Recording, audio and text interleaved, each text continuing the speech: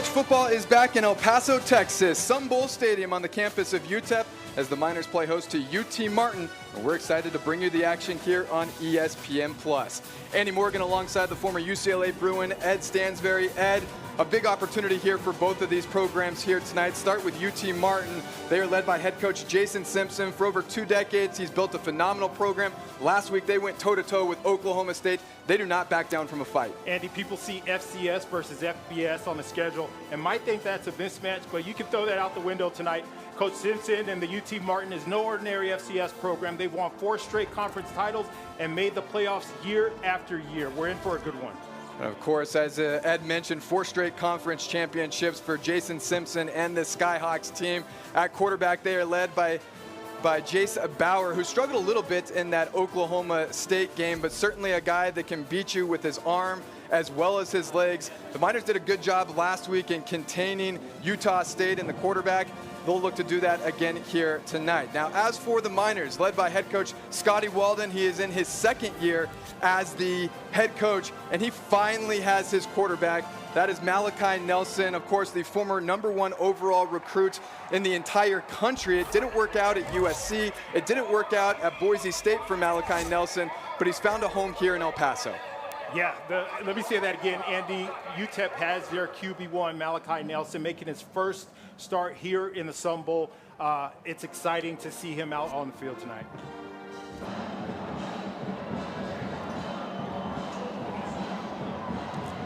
And it'll be the Skyhawks starting out with the football, as UTEP won the toss and elected to defer.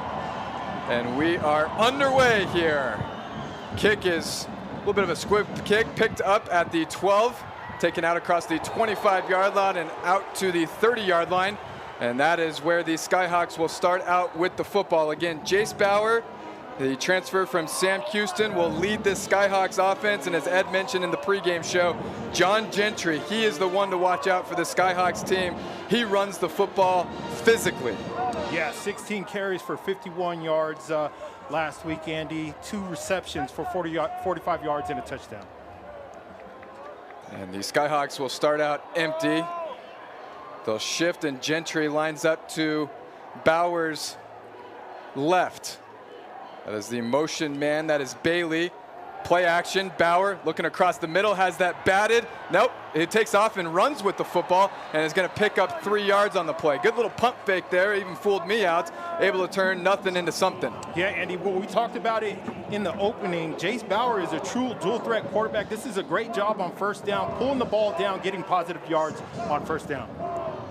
Skyhawks will get to the line of scrimmage here quickly.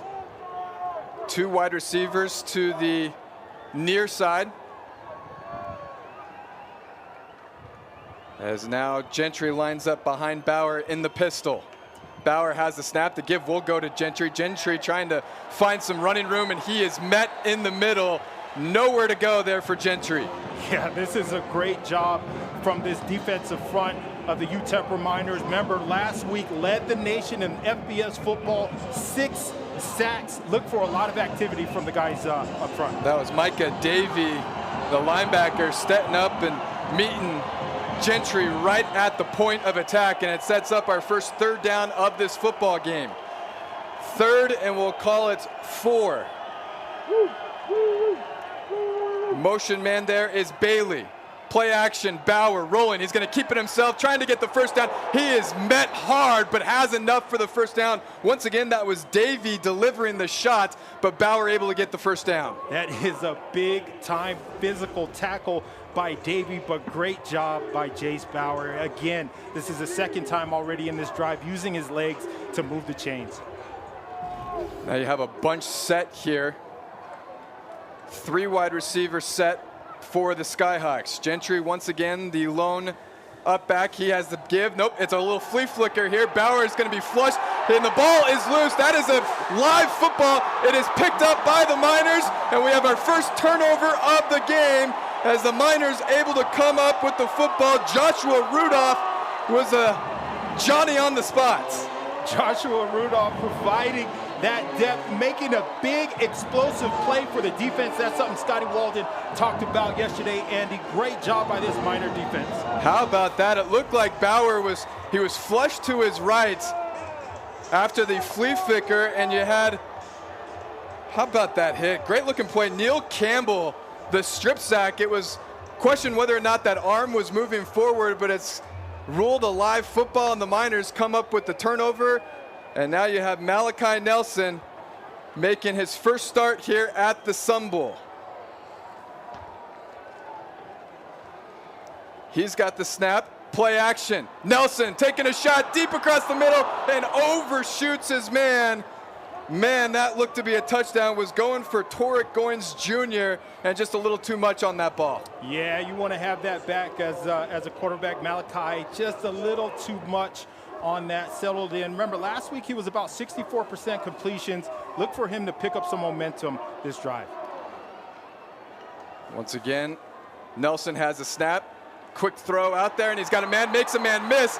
And look at this. UTEP's going to have a 1st and goal from their own 5. Little quick hitter as Nelson's able to complete the pass. And how about that? First down for the Miners. Kenny Odom on the reception. Kenny Odom, the favorite target so far this season for Malachi Nelson. Nelson, the give. And this is Ashton Emery, who saw 6 carries in that loss to Utah State. Able to pick up a couple there, and it'll set up now 2nd and goal. Miners right back at the line of scrimmage. They like this tempo offense. Nelson gives it to Emery again, and Emery slamming his way into the end zone. Touchdown, UTEP. Excellent job by this offensive line led by center Ivan Escobar, an El Paso native, 6'2", 305 pounds, 5-year redshirt senior. Great job getting movement, getting that ball in the end zone. Ashton Emery, his 2nd touchdown on the season. That one from 3 yards out, and you're going to see a lot of Emery in this game. I believe you're going to see a lot of Hassan Wilson in this game. We didn't see a lot of him against Utah State. That is because Cam Thomas not able to go in this one for UTEP. He is out. And that, of course, is a big development that we learned, Ed, going into kickoff here. No Cam Thomas in this game, but the Miners, nonetheless, they're able to strike first. The Miners up 7-0 with 12:05 remaining in this first quarter.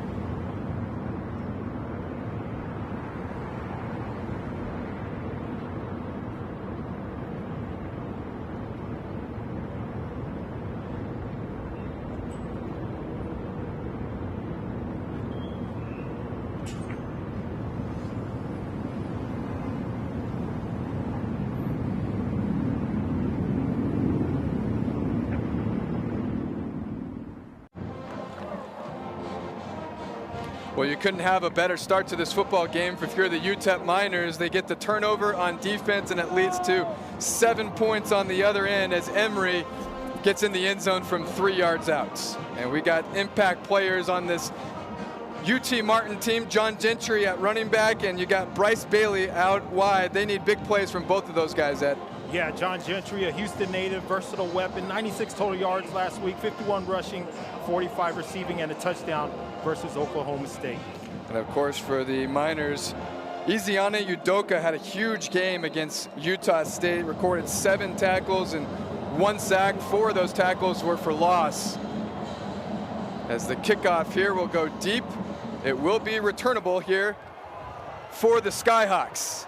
Out across the 20, and he is met hard right at the 24-yard line, and that is where the Skyhawks team will take over. So the fumble by Jace Bauer on that opening drive for UT Martin, certainly not how you want to set up first drive, especially a lot of those plays are scripted, Ed. Yeah, and you know, that's something that Coach Simpson talked about in his meeting with us. Doesn't like the trickery often, but that's back-to-back weeks, so he came out early with it. The flea flicker, of course, that was their lone touchdown in the loss to Oklahoma State, 27-7, the final there off a trick play. Once again, Gentry is the tailback set up in the pistol. He's got the carry, trying to get it to the outside, and he's got the corner. He's got the first down and more, pickup of 12 on the play, and that is what John Gentry can do. And UTEP knows about Gentry. Of course, he played here just a couple years ago with Sam Houston and ran wild. Yeah, Gentry's a good-sized running back, 5'11", 210 pounds. Again, we said it during the Impact Players. Makes his return to his home state, Houston native. Ball at the Skyhawk 36-yard line. Bauer in the gun. You got 2 wide receivers here to the bottom of your screen. Now Gentry shifts into the pistol. Miners showing blitz. They bring blitz. Gentry trying to bounce it outside once again, and he's met at the line of scrimmage. Nowhere to go for the Miners as K.D. Johnson was in on that stop. Yeah, that's what you like to see as a defensive coordinator, moving that line of scrimmage backwards. Great job by this UTEP Miner defensive front. There you see K.D. Johnson doing a good job getting off of that block and making the play. No gain on that play, so it is now 2nd and 10 for the Skyhawks. Have a wind picking up a little bit here at Sun Bowl Stadium. Also saw some rain this afternoon. Quick pass there, and it's complete there from Bauer, able to get it to Wilson. And that'll set up now a 3rd and manageable. Good play there for the Skyhawks. They needed that. Yeah, wide receiver Faison Wilson, number 5. Only 1 catch for 4 yards last week, but getting involved early in this offense. There's Bauer on the QB sneak, and I think he's going to be a half a yard short. They lined up quickly there. Bauer trying to come up with the first down yardage and needed about 1.5. He got 1, and now it's going to set up 4th down and about a half a yard. Coach Simpson taking a page out of Coach Walden's book and stepping up the tempo there to try to catch that UTEP defense off guard.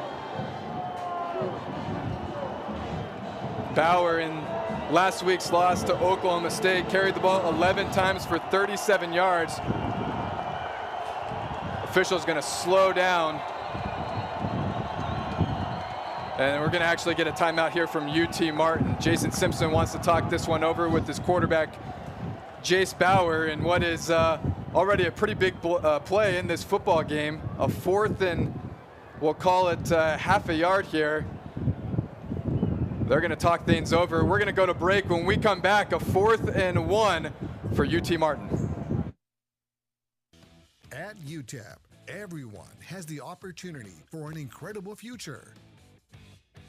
With 170 degree programs, unparalleled research opportunities, exceptional affordability, and abundant scholarships, UTEP students are ready to take on the world and achieve their dreams. Enroll today and pick your future at UTEP. For years, we've proudly supported El Paso. We're driven by family values and trusted for generations. At Fox Auto Team, it's more than a car. It's a promise of performance, of service, and of being here when it matters. It's a legacy we are proud to continue. 3 brands, 1 team, your hometown choice, Fox Auto Team. Experience the Fox difference today. Tired of juggling multiple vendors for your job site or event? Let Brunson's take the stress out of site setup. We deliver dumpsters, temporary fencing, storage containers, mobile offices, and portable restrooms, all with just one call. No more waiting, no more headaches. From construction projects to large-scale events, Brunson's makes it easy to get everything you need. One call, one stop, done. Simplify your job. Call Brunson's today. This is my time. I'm on the rise. Can't hold me down. I'm too fly. This is my time. Ready to shine. Brighter than all of the lights. Cause when it's game time, seconds away and the game's on the line. There ain't no doubt in my mind. Beating the buzzer like this is my time. This is my time. This is my time.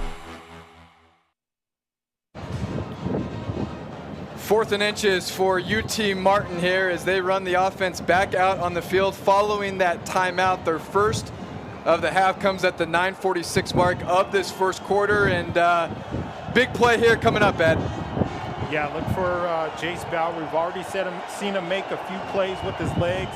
Let's see if they go with Gentry or let Bauer keep it on the 4th and inches. Interestingly enough, lining up in the shotgun here. We talked with head coach Scotty Walden before this game, and he said you can't let your eyes lie to you. This UT Martin team, they shift and have a lot of motion in this offense. You see the shift there. Here we go, 4th and inches, you got movement, and that's gonna be a false start on the Skyhawks. And now you'll likely see a punt from head coach Jason Simpson.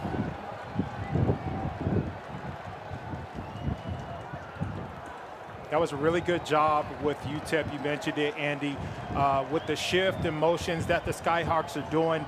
The UTEP defense, Coach Walden made it a point for them to trust your keys, read your keys, and that was a tremendous job by that Miner defense. Have a slight drizzle now falling here at the Sun Bowl, so something that, of course, we'll keep an eye on. I mentioned, saw a little bit of rain in the afternoon here at the Sun Bowl as the kick is away. That's going to be fielded inside the 10. Makes one man miss, makes two man miss, and ultimately only able to come up with about a yard on that. As the return man, remember, no Cam Tom in this game. There is a penalty mark go down. We'll check on the marker there. That returner, number 19, Ashad Hall, back for the return. And the penalty is going to go on the Skyhawks, and you bet Scotty Walden's going to make him kick it again. So yeah, no Cam Thomas in this game, who they call him the minor back in this UTEP offense. Does a little bit of everything, lined up predominantly at tailback, which I didn't think we saw a lot of last year, but played a lot of running back against Utah State. Plays in the slot, he can play out wide, and of course he returns kicks for the Miners, not able to go in this one. Yeah, Scotty Waldo describes him and that minor back position as, you know, he's like the Deebo Samuel of his offense. 16 carries last week. He'll line him up at X. He'll line him up in the backfield. But here we go with the punt again. Yeah, here we go with the punt, and here we come also. It is coming with down. The rain. Pouring rain.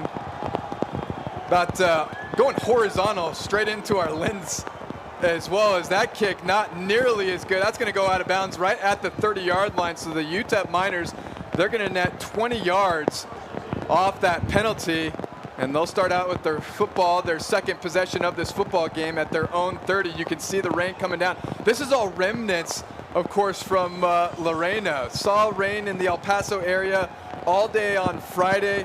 Was supposed to be clear most of today, and actually was clear most of the day, right up until about an hour leading up to kickoff, and then obviously now you got a downpour. Nelson is gonna give it there to Emery. Emery breaks a tackle, tough running inside, still going, pickup of 12 on the play. How about that? Fearless, fast, and physical. That's the brand of football Scotty Walden loves to play. And look at Emery putting his foot in the ground, getting north and south, keeping those pad levels low.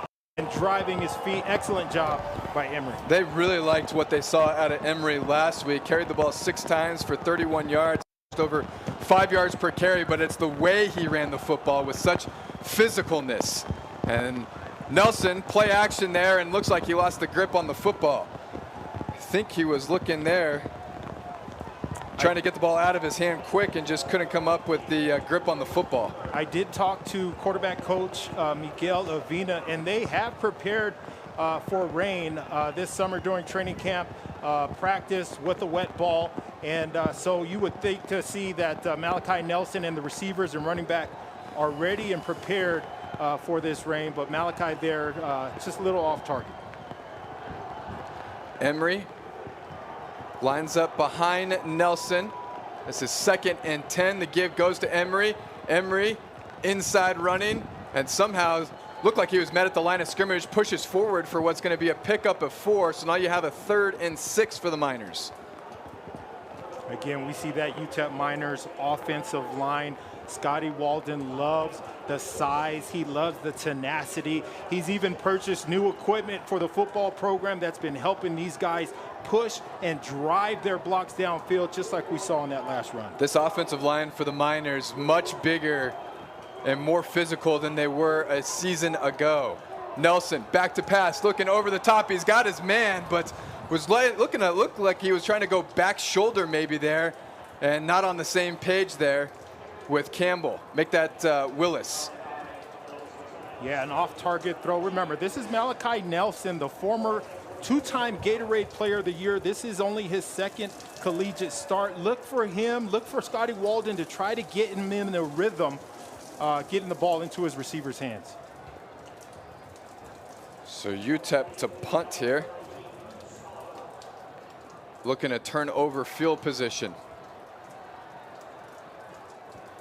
If you're just joining us, it's a 7-0 UTEP lead. 8 minutes to play here in the opening quarter. The directional kick is fielded at the 15, makes a man miss and steps out of bounds. There's the whistle. A little bit late on that whistle, but nonetheless, that is where the Skyhawks will start out with the football. Offensive coordinator Kevin Bannon for the Skyhawks. Although Coach Simpson, Andy, is the one that's calling the plays, much like Scotty Walden and the UTEP Miners. Let's see what they have dialed up for this drive.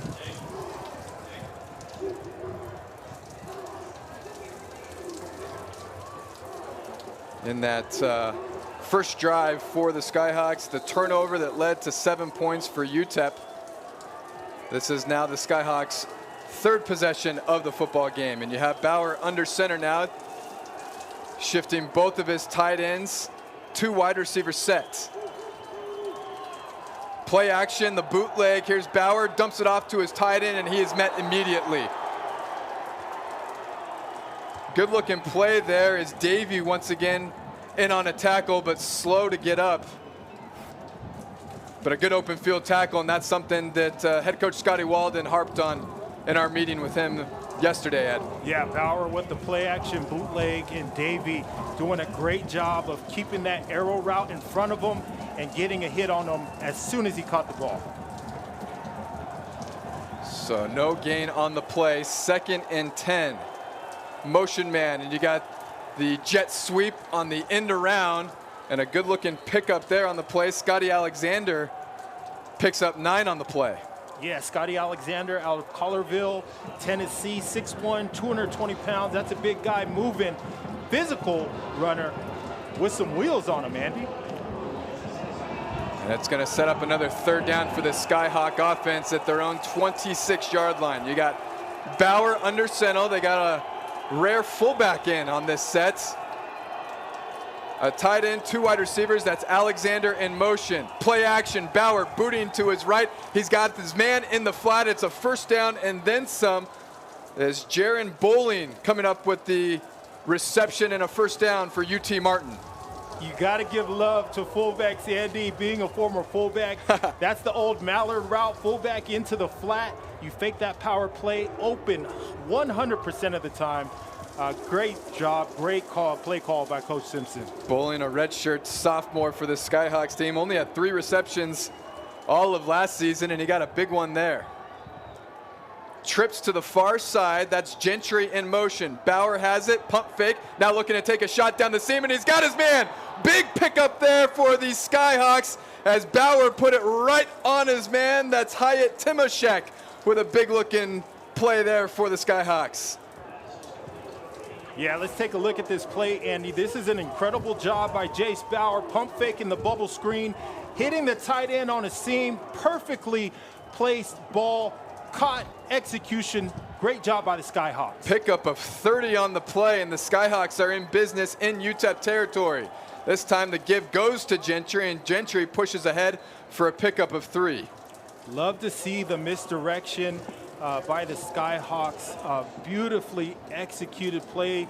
Skyhawks moving this ball with some momentum on this drive. And using the tight ends, you got Drake Martinez, number 22, Hyatt Timoshek, just made that big 30-yard reception, and then you had Jared Bowling, who lined up as the fullback on that 3rd down, using everybody in this offense. Bauer with 2 receivers to the far side, gonna keep it. Nope, make that Gentry on the carry and pushes ahead for about a yard. Yeah, big old Katie Johnson, 6'1", 275-pound senior out of Houston, Texas, with the big stop for that Miner defense. Gentry is going to come out here. Thomas Ainsley checks in on this 3rd and 6 for the Skyhawks. Big 3rd down here for both teams. 3 wide receivers to the bottom of your screen.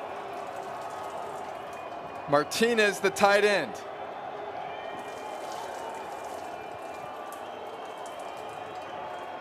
Miners showing blitz. Let's see if they come, and we got a whistle, and it's going to be see if we got a timeout. A timeout taken by head coach Jason Simpson, their 2nd of the half.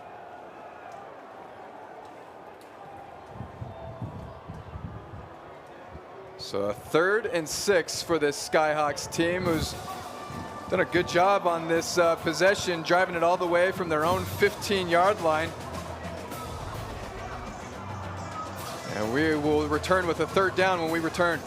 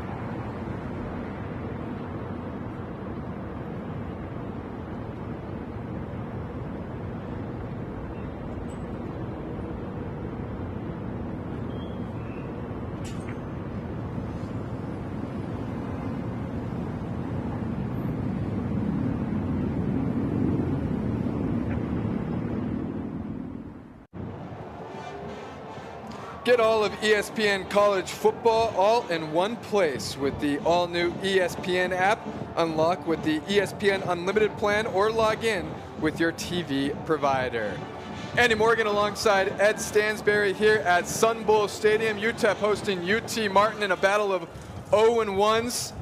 And a big third down upcoming here for this Tennessee Martin team. 3rd and 6.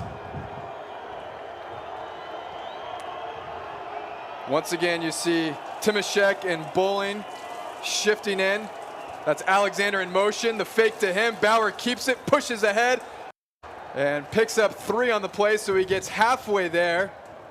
And now it's decision time once again for Coach Simpson and the Skyhawks. 4th and 3. Pretty long field goal from this distance. Be about 45 yards. Yeah, faking the jet sweep on that last play, running the inside zone. Look for them to go back to Timachek, the big 6'6" tight end. Here we go. Skyhawks lined up, ready to go for this one. 4th and 3. Bauer, play action. Picked it up the blitz, throwing back shoulder.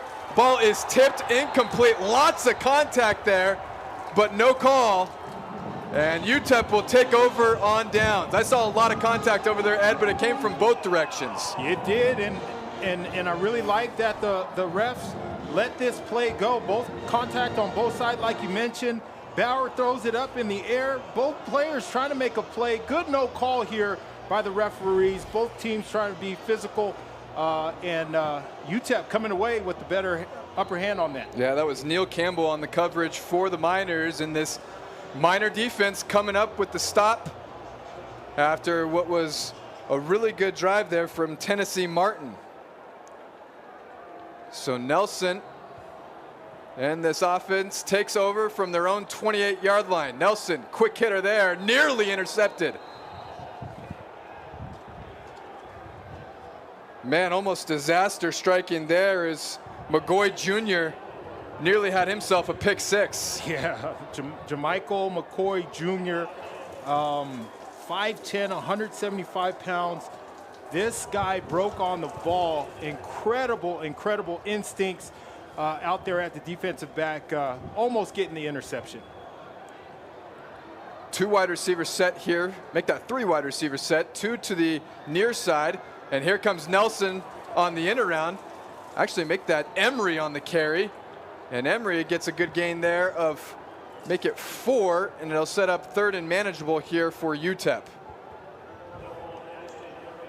Ashton Emery, they need to get this run game going with Emery to take some of that pressure off of Malachi Nelson.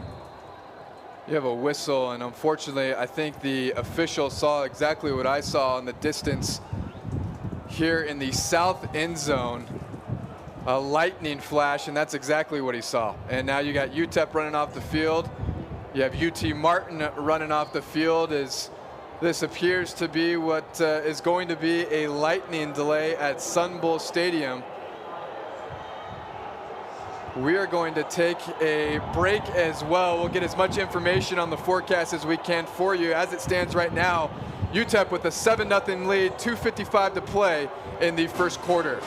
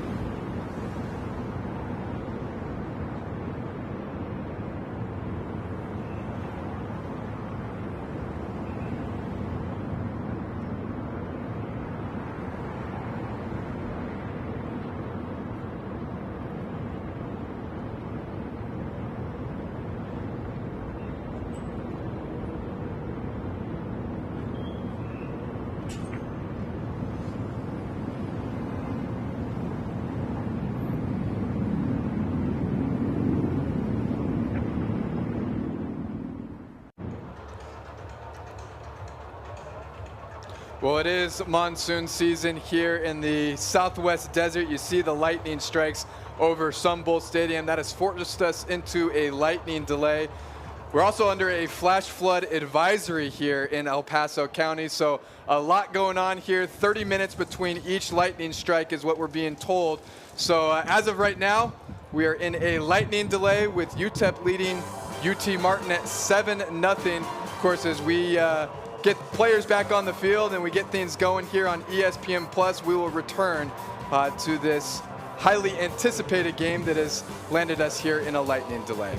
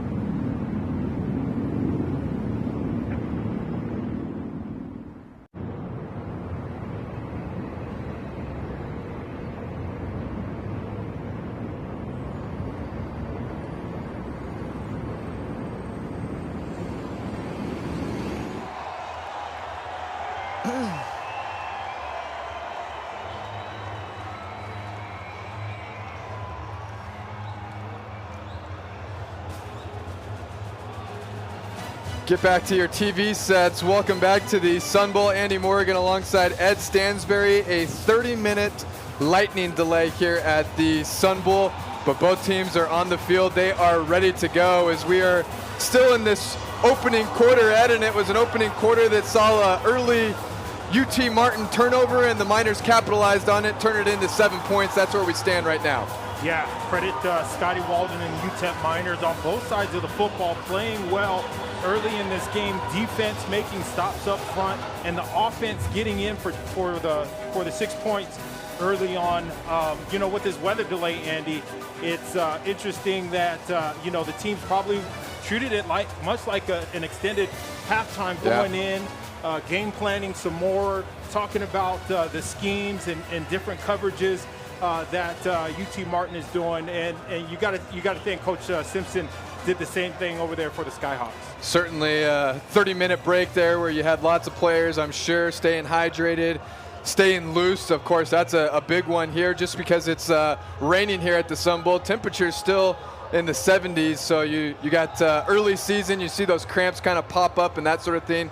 So lots of players we saw kind of in the tunnel there staying loose and making sure that they're ready to go. And the Miners, they're going to get right back to it because they have a big third down here, a 3rd and 7 from their own 31-yard line. So no time to waste here as we're going to get back to action here from the Sun Bowl.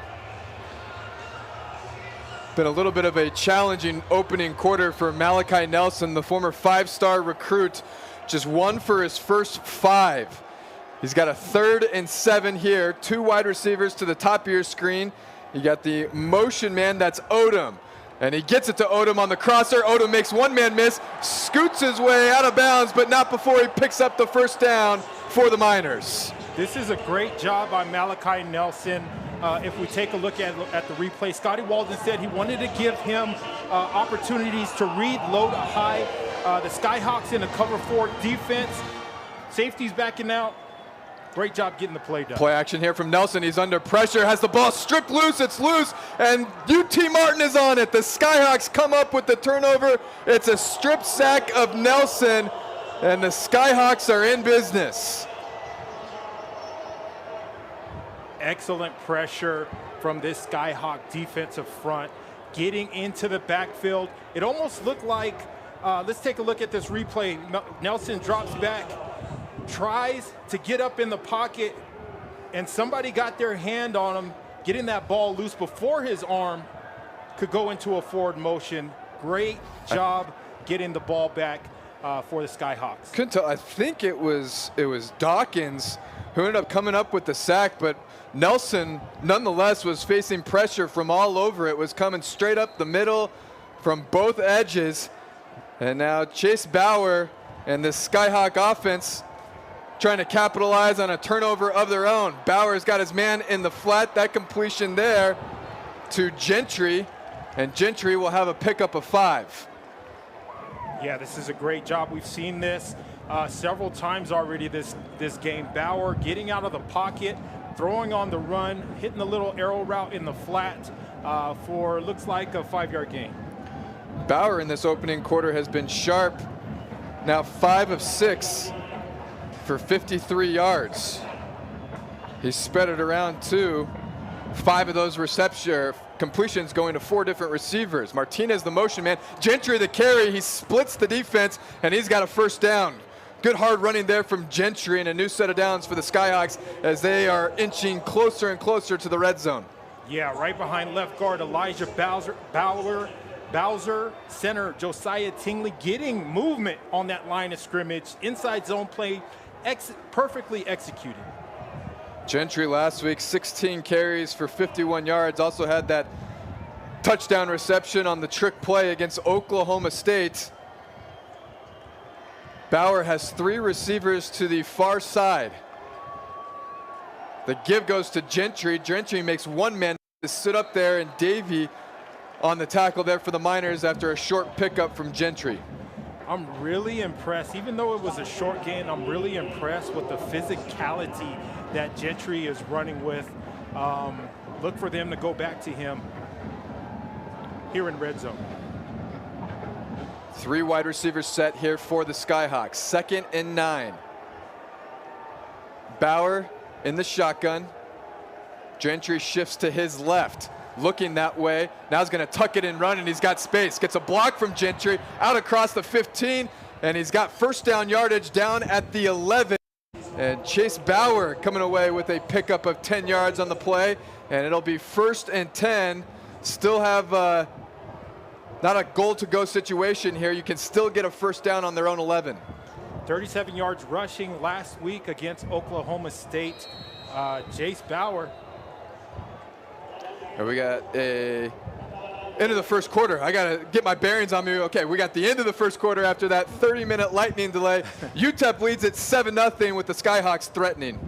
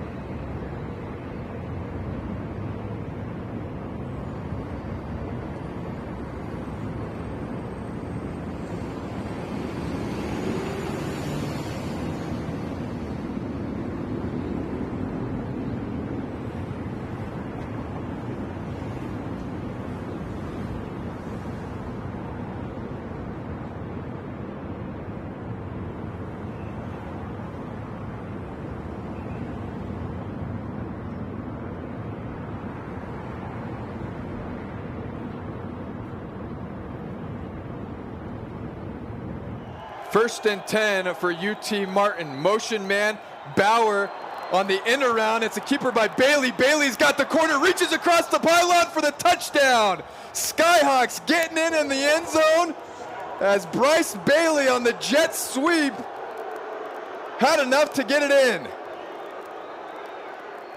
This is a great job, great play call by Coach Simpson, using Bailey's speed on the jet sweep, getting around the corner, putting his foot in the ground, and getting it in the end zone. Love the execution by the Skyhawks. Hector will look to add the PAT to even this game up at 7, and very similar from what we saw from UTEP and how they got their points, as the PAT is up and good, so we're tied at 7, but a turnover deep in their own territory from UTEP leads to 7 points for the Skyhawks, and just like that, we're all tied up. As we got another look at this one, Ed, and Bailey able to break that tackle, nearly had him in the backfield, and just unable to come up with a play, and Bailey has a nose for the end zone. Great blocking downfield. Again, look at the speed. Seeing that block from Stanchek, getting inside the pylon, touchdown, Bailey. That was Dante Thompson who nearly had it stopped in the backfield, but just couldn't get that shoulder around. As all of a sudden, we're all tied at 7. FCS UT Martin making the trip here to El Paso last night. A charter flight for the Skyhawks. Coach Simpson's first time That's to right. the Sun Bowl. Something else that we also noticed with Coach Simpson, his son, actually the starting quarterback at number 21 Alabama, and he had a big game today against Louisiana Monroe. Roll Tide. As the kickoff will be taken right at the goal line, across the 15, across the 20. Some daylight there, and nearly able to break that one open. But UTEP will start with the ball at the 24-yard line. Really like the play of these special teams, or as Scotty Walden calls it, we fence. These guys have been flying around all game. That was Jet Thompson on the return. Have to look down at our rosters a little bit. So used to seeing Cam Thomas returning kicks and punts for the Miners. If you missed the top of the broadcast, Cam Thompson a no-go for the Miners, and this one certainly a playmaker for this Miner team that they're going to miss. So Miners get the football back after the turnover, as the completion there goes to Johnson once again. Like the quick play call. Remember, Scotty Walden's offense, they like tempo, fast, fast, fast. 5 yards hitch route, complete it, move it down. Correction, that was Eric Willis on the reception. Willis is going to get again on the wide receiver screen, and he's got a first down and more. And Miners once again going to get up and go with the tempo here. Out wide there, you got Goins, you got Willis, and you got Odom. 3 wide receivers set. Emery is the tailback. He gets the carry, knifes his way through the defense, makes a man miss, breaks another tackle. Tough running has him out to midfield, just shy of a first down, a 9-yard pickup for Ashton Emery. And once again, Miners on the football here at midfield. Emery, play action. Ooh, and that ball goes right through the hands of Odom. Miners had exactly what they wanted there, but Odom unable to hang on. Ashton Emery on that play before, Andy. You know, at the FBS level, FCS level, at the next level, you always got to make one guy miss. He put his foot in the ground and got the ball downfield. Excellent execution and running by Ashton Emery. Made 2-man miss on that run. Miners come out with, what more can you say? This is the heavy package here. And the give, and it's going to be a first down. Miners get it easy. Miners on the carry there. I think that was Garrett Hawkins, listed as a linebacker coming in on that package for the Miners, gets the carry and a first down. Heavy bunch package, yes. And, you know, Coach Walden will bring some of those guys over from the defense to help out. Nelson back to pass, taking a shot deep, and he's got a man. It's Goins, and he's going to walk into the end zone. Touchdown, UTEP! 48 yards. Malachi Nelson finds Torek Goins Jr., and just like that, UTEP reclaims the lead. What a pass. What a pass by Malachi Nelson. Post route over the middle of the field, put it up in the air. Perfectly thrown football for the touchdown. Torek Goins Jr., the redshirt freshman from Freeport, Texas, a transfer from Trinity Valley Community College, and getting a chance to step up here for the Miners with Cam Thomas out of this football game. And he comes up big with a 48-yard touchdown reception. Miners reclaim the lead, 14-7. We got a good one here at the Sun Bowl in the second quarter.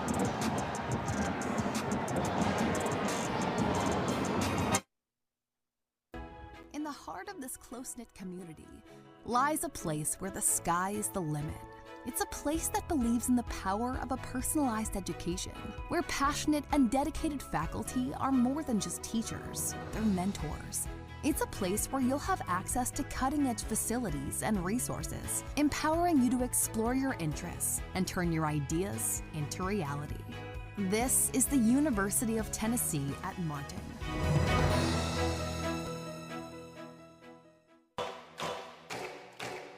This is my time. I'm on the rise. Can't hold me down, I'm too fly. This is my time. Ready to shine, brighter than all of the lights. Cause when it's game time, seconds away and the game's on the line. There ain't no doubt in my mind. Beating the buzzer like, this is my time. This is my time. This is my time. For years, we've proudly supported El Paso. We're driven by family values and trusted for generations. At Fox Auto Team, it's more than a car. It's a promise of performance, of service, and of being here when it matters. It's a legacy we are proud to continue. 3 brands, 1 team, your hometown choice. Fox Auto Team. Experience the Fox difference today. Brunson's does way more than just portable toilets. We're your full-service site solution, from construction sites to special events. Need dumpsters, temporary fencing, storage containers, and mobile office trailers? Absolutely. Whether you're managing a job site or planning a major event, we deliver everything you need on time and in one place. With Brunson's, it's one call, one stop, and you're done. Call today and simplify your site setup with Brunson. Welcome back to Sun Bowl Stadium. UTEP with an explosive response to UT Martin's touchdown. A 48-yard strike from Malachi Nelson to Torrek Goins Jr. Something, Ed, that this UTEP offense has struggled with, especially in recent years. The big play. Haven't seen that a lot from this Miners offense, especially through the air. Yeah, you know, and meeting with Coach Walden yesterday, Andy, you know, he told us one of his keys to victory was to have that explosive play. It doesn't get any more explosive than that deep post for a touchdown. And Nelson, got to credit the offensive line. His offensive line gave him plenty of time to hook up with Goins, who was streaking down the middle of the field with no one near him. Kickoff will be fielded at the 5. Out across the 15 and tripped up at the 19-yard line. That is where Tennessee Martin will take over. For this Tennessee Martin team, Jace Bauer has been excellent in this game. So has John Gentry. There you see head coach Jason Simpson, who calls the plays on offense for the Skyhawks. See what they do here with 12:20 remaining in this first half. You got 2 wide receivers set, 2 tight ends in the game for the Skyhawks. There's the motion man. That is Bailey, who scored on this last drive. As Bauer trying to find Bailey, and Bailey couldn't hold on. It's an incomplete pass. It'll bring up a 2nd and 10. And we got a flag down here on the near side. Looks like you're going to have an ineligible man downfield. This was tough by Jace Bauer, rolling out to his right. If you notice, a little inaccurate with the throw. He was running out towards the sideline instead of following his target downfield, running the comeback. He definitely want to have that back. UTEP ends up taking the penalty, so it'll be 1st and 15. Skyhawks send an extra receiver out. Gentry motioning here to the far side of the field. Bauer has it, looking short. He's going to tuck it. Now looking to try to find a man downfield. Instead, he'll tuck it and run and pick up 3. Bauer has the ability to not only run it inside, but also has that capability of scrambling and getting yardage outside too. He really reminds me a lot of UTEP starting quarterback last year. We saw Skylar Locklear. Really has some wheels and can go. Of course, Bauer is also a transfer from Sam Houston. Bauer Play action, looking short to his tight end. He's got Timashek, and Timashek will get across the 20-yard line, and that'll bring up 3rd and long for the Skyhawks. Yeah, the second target for the big tight end, Timashek, 6'6", Andy, 240 pounds, the redshirt sophomore out of Lockport, Illinois. So here we go, another 3rd down here for the Skyhawks. This one is 3rd, and we'll call it 7 from their own 21-yard line. Motion man, that's Alexander. Now 3 receivers to the top of your screen. Miners bringing blitz. Bauer stands in tall in the pocket, delivers the ball, and it's too high for Bryce Bailey. Good job there from Bauer. He kept his feet there, but inaccurate on the pass as the Miners brought pressure. Yeah, Andy, let's take a look at this replay. 3rd down and long, you can expect that blitz. And there you see UTEP Miners defense into the backfield, rushing that pass, a little off target from Jace Bauer. So now you have Van Winkle to punt. Eric Willis is back deep for the Miners. Willis fields it at his own 25, knifes through, and he's got some move. He's got to move, and he's got some room. There is a flag down on the play. Willis is out across the 20. Only one man to beat. Beats the punter, but it's pushed out of bounds at the 7-yard line. But there is a marker down all the way back at UTEP's 35-yard line. And I think this one's coming back. Talk about explosive plays for the UTEP Miners. Only if. Only if. So Eric Willis, the 5'8", 160-pound senior, on the return there, but it'll come back all the way to the Miners' 20-yard line. That's where they'll take over. 10:35 remaining in this first half. UTEP leads at 14-7.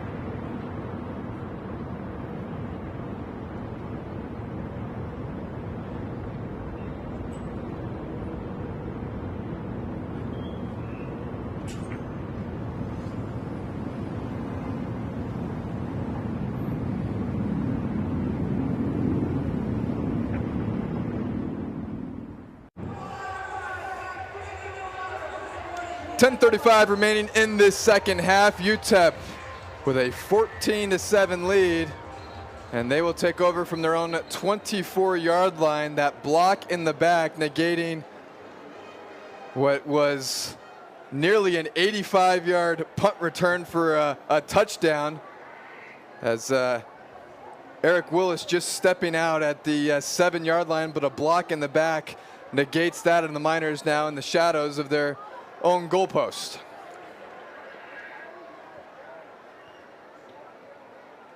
Motion there, that's in Zenwa. Give goes to Emery, nope, play action, and he's got Goins again! Goins across the middle of the field, Can he go? No, tripped up, but a huge gain for the Miners, and they're back in business in UT Martin territory. The former two-time Gatorade Player of the Year, Malachi Nelson, feeling good. Hayden Goins in rhythm, another post route. It was great looking play action too. Great ball action there and able to pull it and connect with Goins. Once again going play action. Gets it to Odom. Odom makes a man miss, pushes out ahead, give him 9. On that play, 49-yard pickup from Malachi Nelson to Torek Goins Jr. Here comes the tempo. Guys getting lined up, play call in. Look at that bunch set of receivers to the left, and that's where it's going to go. Wide receiver screen pushing ahead and pushed out of bounds. And the Miners are in the red zone. That was Eric Willis, the third, really impressed, on that reception. Really impressed with Nelson. When you see here, quad bunch into the boundary of the field, guys picking up their block, moving the chains, down in scoring position. UTEP Miners feeling good with the football. That block from Odom is what sprung it. And now the Miners first and goal from the 7-yard line. Nelson with Emery in the backfield. And the give did go to Emery, and he stopped right at the line of scrimmage. No gain on the play. Under 9 minutes to play in this opening half. The Miners looking to go up 2 scores here. I was right behind, looks like the right tackle, Jake Utley, 6'6", 315-pound redshirt sophomore. Eric Willis III checking in for UTEP. He'll split out to the top of your screen. Miners with a bunch set here to the bottom of the screen. Nelson back to pass, looking left, now flushed right. He's going to roll right, still looking for a man open, and he's just going to have to throw it out of the back of the end zone. Smart there, play by Nelson. Extended that play for as long as he could, but just couldn't find anybody open. Yeah, really showing his quarterback IQ here, getting out of the pocket. Not known as a dual threat quarterback, but don't get it wrong. Malachi Nelson is fluid, can move. He's very athletic, and then does a smart thing and throws it out of the back of the end zone. So now you have 3rd and goal. Miners will shift here. You got a tight bunch set. Nelson has the snap, looking, dumps it to Emery. Emery trying to get the corner, he'll cut it back. Tough run, it's gonna get him into the end zone. Ashton Emery from 7 yards out takes it into the end zone for the Miners. Thought he was gonna need the corner, instead he just bullies his way into the end zone. Excellent job by Ashton Emery, showing his hands out of the backfield, getting this ball, and like you said, Andy, he put his foot in the ground and got north and south right into the end zone. Great physical job, physical catch and run. Look at Ashton this. Emery. UTEP going for 2, and Cade McConnell up and over the top for 2. We got fireworks here at Sun Bowl Stadium. The UTEP Miners trying to open up the floodgates on a rainy night here in El Paso, Texas. Miners lead it 22-7.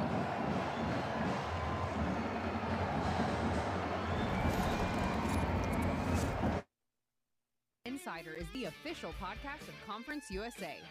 Whether you're a diehard alum, a devoted CUSA fan, or a casual sports enthusiast, this podcast is designed with you in mind. We bring you exclusive interviews with athletes, coaches, and insiders, shedding light on the stories and happenings from around the league. Subscribe to CUSA Insider on Apple, Spotify, or Amazon Music, or watch the show on YouTube.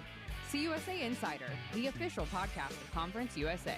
For years, we've proudly supported El Paso. We're driven by family values and trusted for generations. At Fox Auto Team, it's more than a car. It's a promise of performance, of service, and of being here when it matters.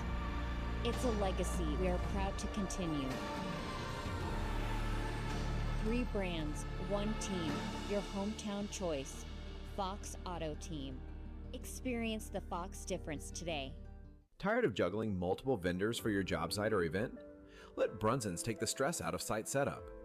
We deliver dumpsters, temporary fencing, storage containers, mobile offices, and portable restrooms, all with just one call.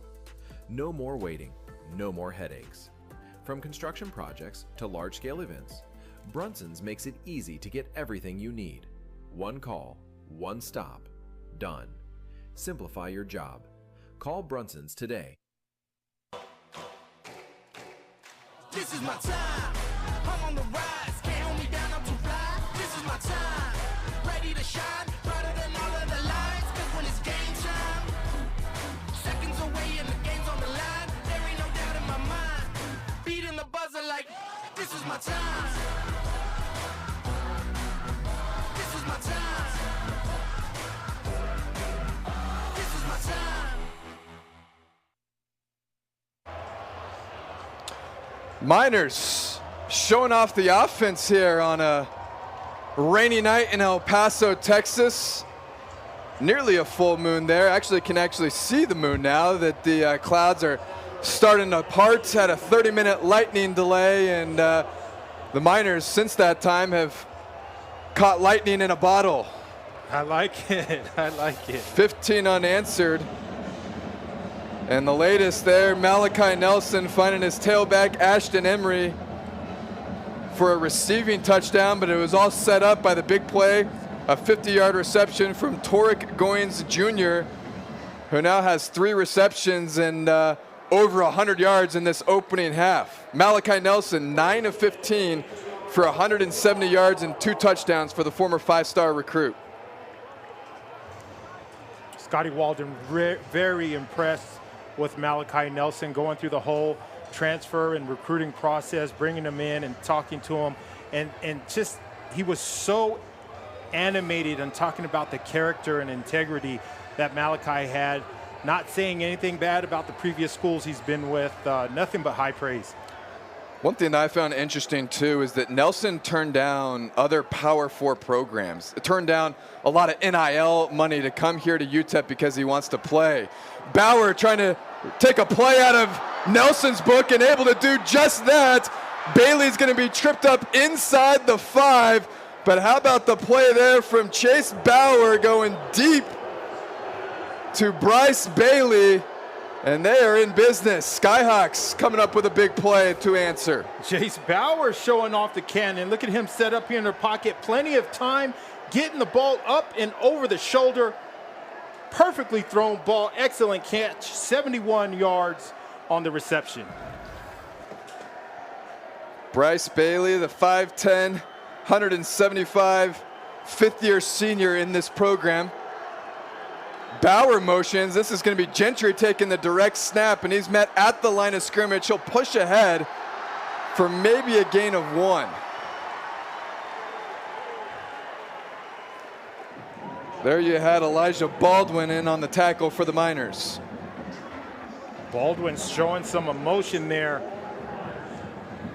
getting the big hit and driving this Skyhawk offense back. Go back to that meeting with head coach Scotty Walden. One of the things he said that they had to limit was the big play. Well, the Skyhawks able to come up with that 71-yard connection from Bauer to Bailey. They got to capitalize, though. Martinez in motion. Martinez open in the flat. Bauer missed him. Now trying to go back in the end zone to Bailey. Bailey wants a flag. He's not going to get it. But, man, I thought Bauer had Martinez in the flat wide open for a touchdown. See if you can see it on the replay. But a missed opportunity there for the Skyhawks. Yeah, you see Bauer. He was looking that way. Looking right. Came off it pretty quick. Throwing off of his back foot, trying to make something happen. And now this is a big play. 3rd and goal from the UTEP 3. You got Timashek and Martinez into the game. This is Bailey in motion. Bailey, the fake to him. Bauer trying to bully his way into the end zone, and he is met at the 1-yard line, and that'll now set up 4th and goal.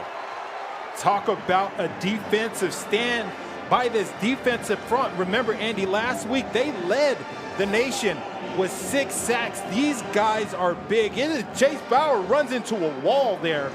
Nothing going. Great job by this UTEP Miner defense. Solo Barnes stepping up from his safety position to put the hit on the ball carrier. So now you have 4th and goal. From the 2-yard line, make it. There's the shift. Bailey, the motion man. The fake to him. Bowers trying to call his own number. Runs into his own man, and he's going to be stopped behind the line of scrimmage. And the UTEP defense stands tall. The orange blaze is alive. These guys are flying around. The home crowd here in the Sun Bowl has come alive. Excellent job faking the jet sweep. And the UTEP Miners seeing that, getting a hit on Jason. Then it's a gang tackle from there. Big stop by that UTEP Miners defense. I think it was Xavier Smith who came up and just completely disrupted that play, running through the blocker and waiting for his teammates to come help take Bauer down, and the Miners will take over on downs. So they'll start out with the football once again in the shadow of their own goalpost. Got 5:34 to work with here. We'll see what Nelson and the offense can do as you got a penalty marker down and you're going to have a delay of game, something you can't have. Going to cost them 2.5. I take it back. Scotty Walden able to call a timeout there just before the play clock ran out. So no penalty there. So Miners will still have it at their own 5 with a 1st and 10.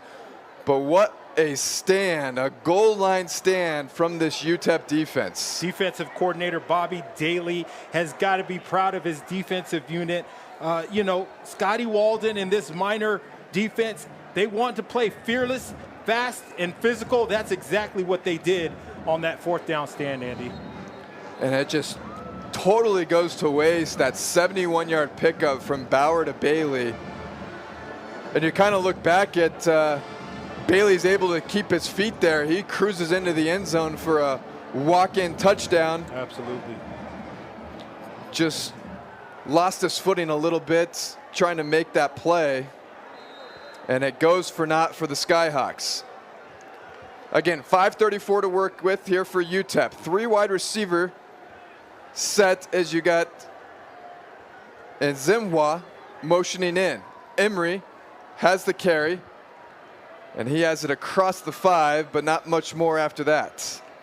Yeah, this part of the field backed up near your end zone. You want to get that ball out, give your offense some room, and if you have to punt, give some space for your punter to get back and get his kickoff. That was actually Hassan Wilson who's into the game, and Wilson has some room, and he's out across the 20. Here we go. Could Wilson go? He's out across midfield. Odom's gonna escort him into the end zone. Touchdown, UTEP! 94 yards. Hassan Wilson on just his 3rd carry of the season goes the distance. This was a quick shot from Malachi Nelson. Looked like a quick slant now route. Caught and gone. And you know, Scotty Walden and his UTEP Miners, these guys can go. They got the speed. And UTEP's not letting up here. Okay, now they will line up for the extra point. They had that swinging gain, of course, ended up getting the 2 last time out. They'll settle for a PAT here with a local product, and that's actually going to go over Cade McConnell's head. So the 2-point conversion now a wash last time up. But how about that? Hassan Wilson making his presence felt. A 95-yard touchdown run, and the Miners have broken this one open. They lead it 28-7, 4:58 remaining in this 2nd quarter. Hassan Wilson, 5th-year senior out of South Carolina, a transfer from Charlotte. Expected big things out of Wilson coming into the season, and it was a lot of Cam Thomas in the backfield last week. Hassan Wilson only seeing that 1 carry in Then Ashton Emery has kind of taken hold of this backfield. He's gotten most of the work here today, but Hassan Wilson getting in the game, saw 2 straight carries, and the second one goes for 95 yards. Andy, I have to correct myself. I thought that was a pass. The offense was moving so quick to realize it was a run. Excellent execution and run for this UTEP Miner offense. And explosive play. We had asked head coach Scotty Walden about almost the lack of usage from Wilson in week 1, and kind of looked at us and said it obviously depends on the game plan week to week, but he felt like he has 3, even 4 backs that can really get it done. If we're including Cam Thomas, Hassan Wilson, Ashton Emery, Marquez Taylor, he likes all 4 backs, and it's been almost exclusively Ashton Emery in this one, but Wilson making the most of that opportunity. Yeah, he's what the UTEP program calls an OKG, our kind of guy, getting it done. Well, here, if you're Tennessee Martin, you got to respond. Got to come up with something here. If you're Chase Bauer in this offense, Bauer back to pass. He's flushed right, and it's going to get the completion there, able to get it to Wilson for a first down. And the Skyhawks are on the move. Really liked this execution from Jace Bauer. Another rollout to the right. Good placement on the ball, easy pitch and catch. Credit Bauer. Bauer's looked good in this football game, just unable to capitalize when it's mattered most. He's got the short completion there, and good looking play on that sideline. Miner's going to stop that one for a loss, as there you had Neil Campbell on that stop. Yeah, great reaction, reading the lightning screen. You know, those lateral passes, those DBs, watching all the film study they did can make a jump on that. Let's see what the Skyhawks have dialed up for second down. Loss of 1 as Bailey comes in motion here to the near side. Bauer back to pass, has time, flushed right, and will just throw it away. Smart play by Bauer, getting it out of bounds, throwing it away. Excellent coverage by this UTEP secondary. There was nowhere to go with that ball. Jace Bauer, again, getting it out of bounds. This is a big play for the Skyhawks here. 3rd and 11. You can't go down in the locker room down 21, much less all of a sudden make it a 4-score game. Empty set. Bauer, Miners bring 3, and they get pressure with 3, and down goes Bauer. Udoka Izani coming up with the sack for the Miners. Check out Eziani. Swim move, bending the quarter, getting into Jace down. He's fired up with the pat on the head. Yes, back in the backfield. Great explosive play by Eziani. Miners had 6 sacks last week, and they're able to get their first of the football game here tonight. Coming into this game, Eziani 7 tackles, 1 sack, 4 tackles for loss. Wilson made 3-man miss. Make that Willis, I should say. And Willis, a good return there for the Miners. And UTEP's offense is going to trot back out on the field looking for more points with under 3 minutes to play.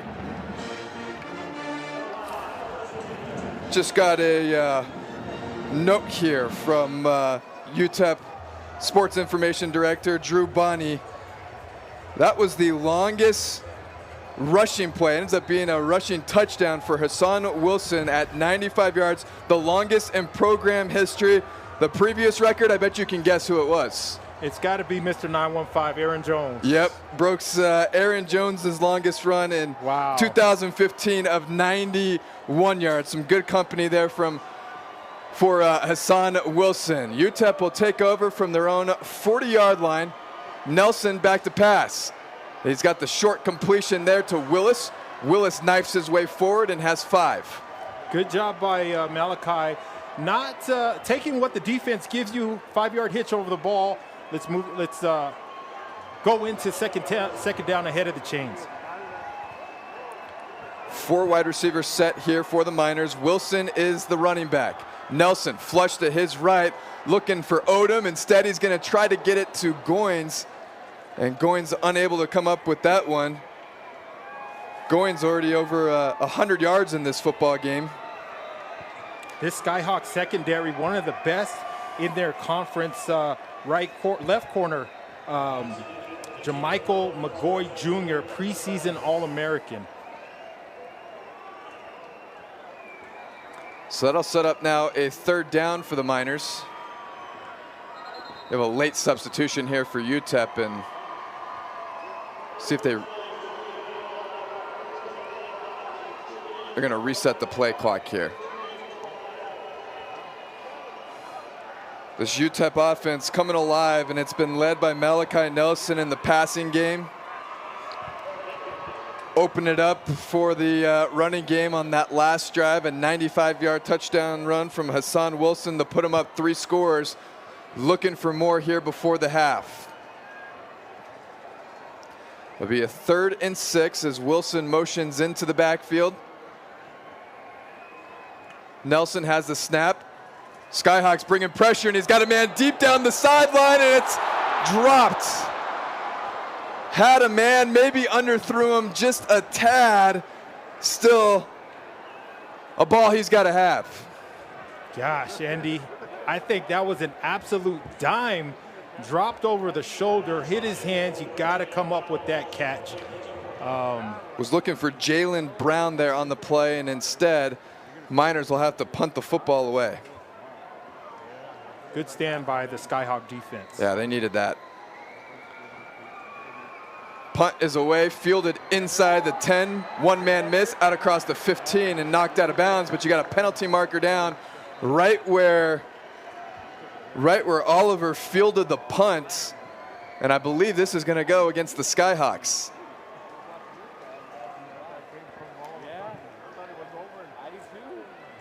Get our call here from Reed Brotherson, our referee for tonight's game.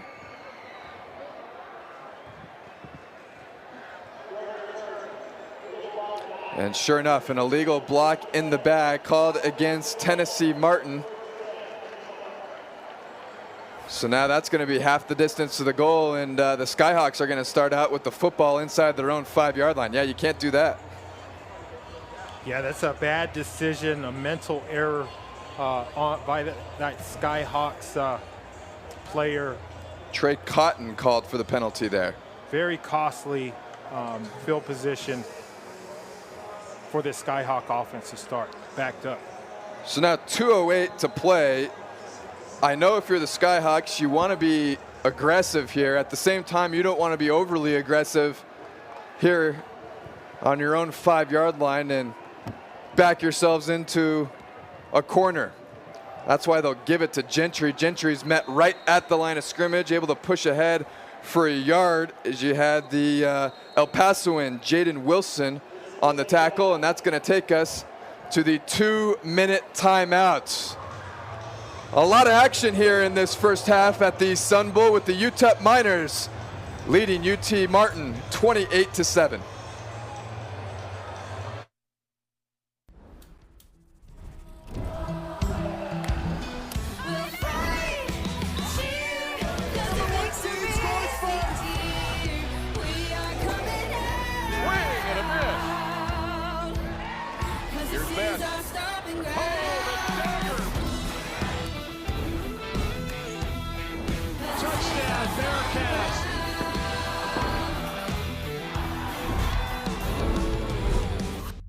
For years, we've proudly supported El Paso. We're driven by family values and trusted for generations.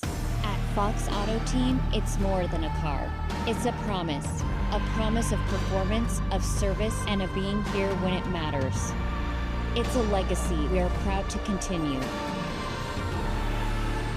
3 brands, 1 team, your hometown choice. Fox Auto Team. Experience the Fox difference today. Brunson's does way more than just portable toilets. We're your full-service site solution, from construction sites to special events. Need dumpsters? Temporary fencing? Storage containers and mobile office trailers? Absolutely. Whether you're managing a job site or planning a major event, we deliver everything you need on time and in one place. With Brunson's, it's one call, one stop, and you're done. Call today and simplify your site setup with Brunson's. This is my time.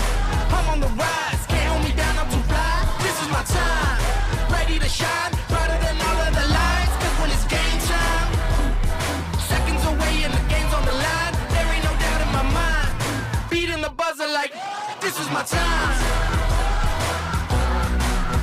This is my time. This is my time.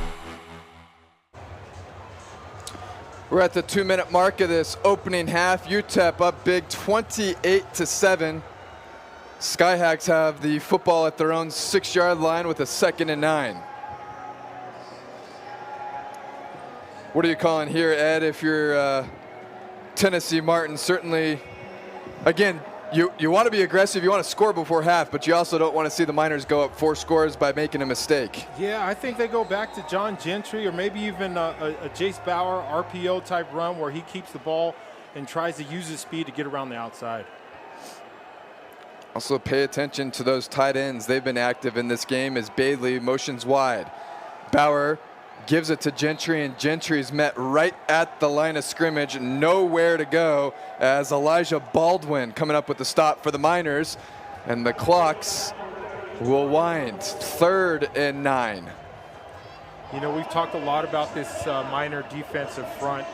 Scotty Walden talking about the depth that he has at linebacker. He really has 6 or 7 guys that he wants to get in there to make plays. Tennessee Martin's going to wind this play clock. UTEP not electing to take a timeout. They do have 2 remaining.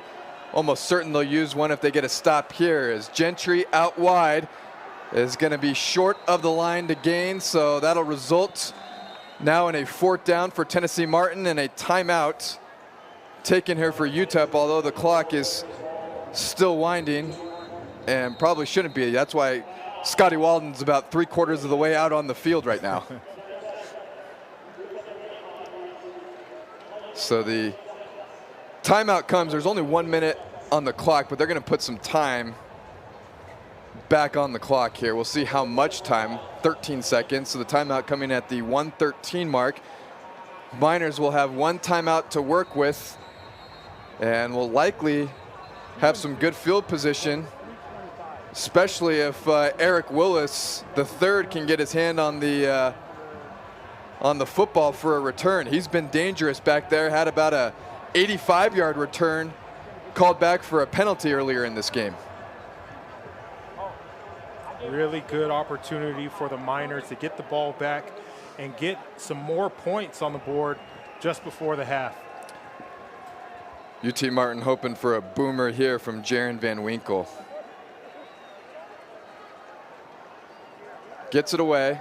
Willis will call for a fair catch right at the 40-yard line. That's where UTEP will have it with 1:05 to play. So Miners, good field position to at least get a field goal, as Malachi Nelson and this Miner offense looking to go up 4 scores before the end of the half.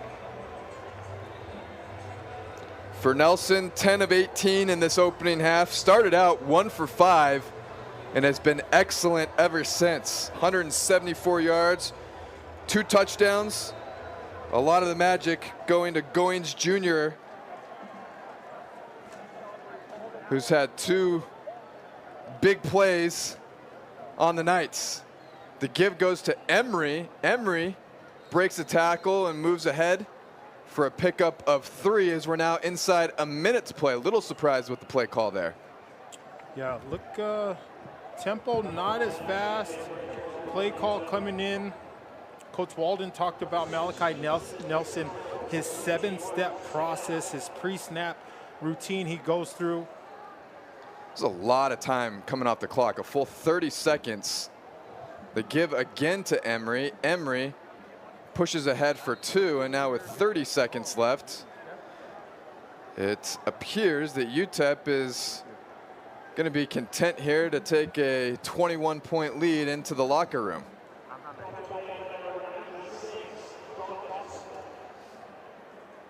I say I'm a little surprised just because you had Carlos Arriola drill a 42-yard field goal last week against Utah State. He will not get the opportunity at the end of this half, as the first half has expired here at Sun Bowl Stadium. We've had a little bit of everything, including a 30-minute lightning delay, and then the Miners catching lightning in a bottle. 21 unanswered points. UTEP leading UT Martin 28-7 here at half.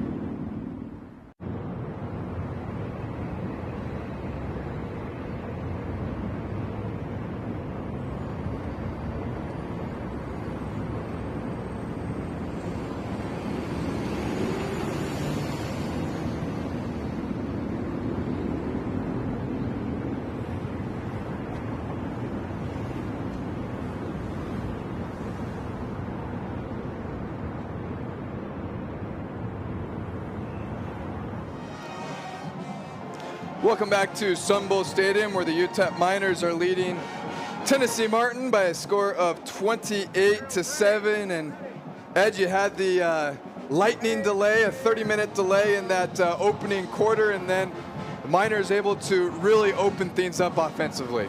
Yeah, and you know, credit both teams. You know, that lightning delay, something unique to have to deal with as a program, but both teams, you know, Scotty Walden and the UTEP Miners went into the locker room and came out with that same energy, that same flying around, fast, physical football, that brand of football that Scotty Walden likes to play. It was really impressive to see Malachi Nelson settle in And we certainly saw a lot of offense from UTEP, over 300 yards of total offense in that opening half. And of course, it was all highlighted by Hassan Wilson, a 95-yard touchdown run, the longest touchdown run in program history, breaking the old mark of 91 yards set back in 2015 by Aaron Jones, who is now a member of the Minnesota Vikings. And in that opening half, Malachi Nelson, 10 of 18, 174 yards and 2 touchdowns. Torrey Goins Jr. leading all receivers with 3 receptions, 105 yards and a touchdown. As for the Skyhawks, Jace Bauer was solid, 9 of 13 for 139 yards, had a big pickup through the air of 71 yards on a big play going to Bryce Bailey. But then the UTEP defense able to come up with that goal line stand. That was a big highlight in that first half as well. Absolutely, and Scotty Walden and the UTEP Miners, even Coach Simpson, they wanted to have explosive plays coming into this ball game. Both sides of the ball having those explosive plays, but UTEP Miners capitalizing and getting the ball, getting the points on the board, getting those touchdowns. Micah Davey has been big on defense for UTEP, 11 tackles in that opening half. We'll take a look at some scores from across Conference USA when we return. Halftime here at Sun Bowl, UTEP leading UT Martin 28-7.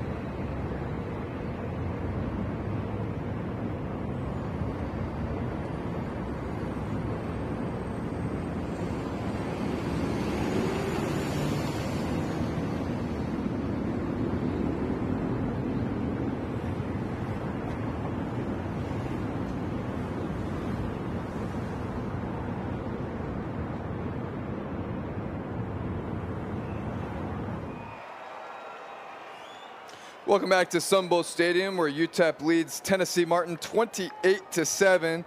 So take a look at some scores from across Conference USA. New Mexico State currently leading Tulsa 10-7 in the third quarter. Outside of that, rough day for Conference USA. Delaware falls to Colorado 31-7.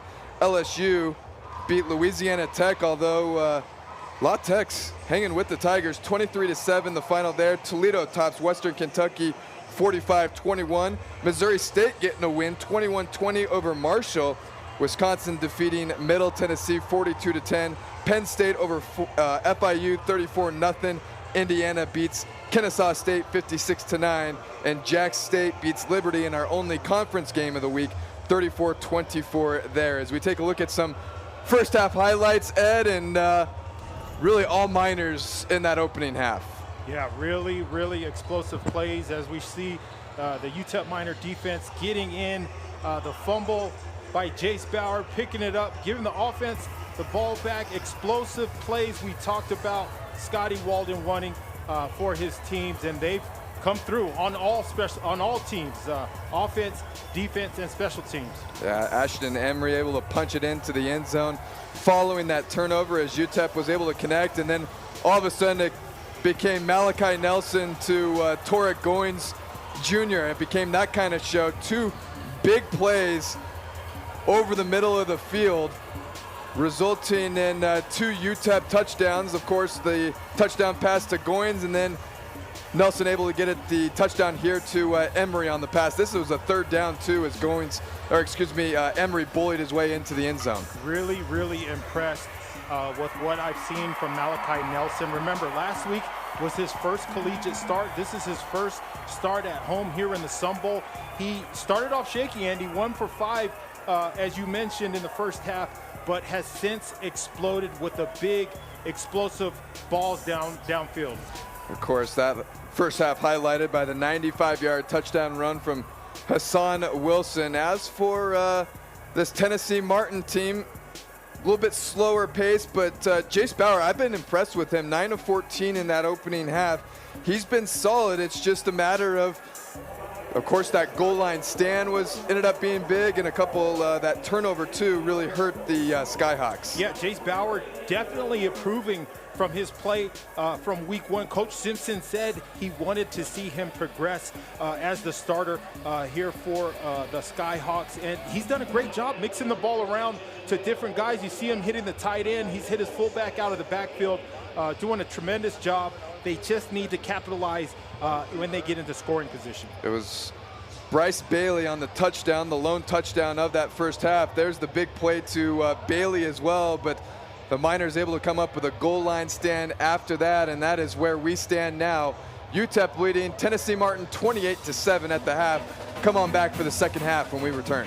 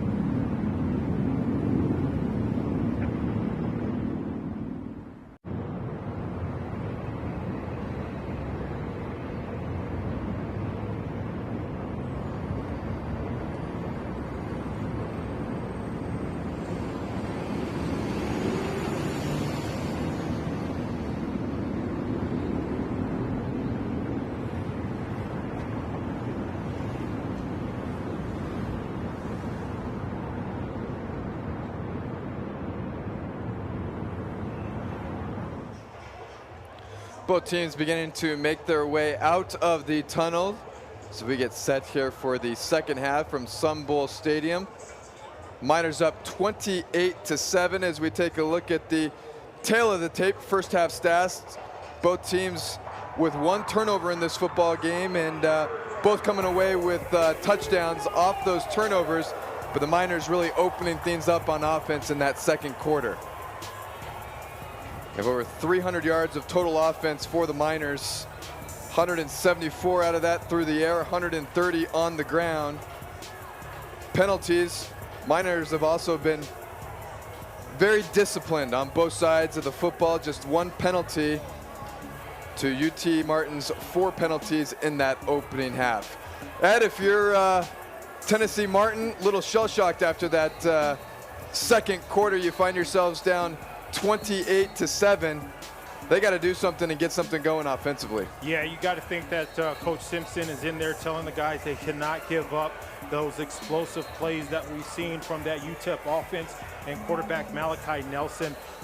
Look for them to really lean on Jace Bauer and his arm early in this second half, trying to make up the difference. We got second half kickoff coming your way after this. UTEP leading 28-7.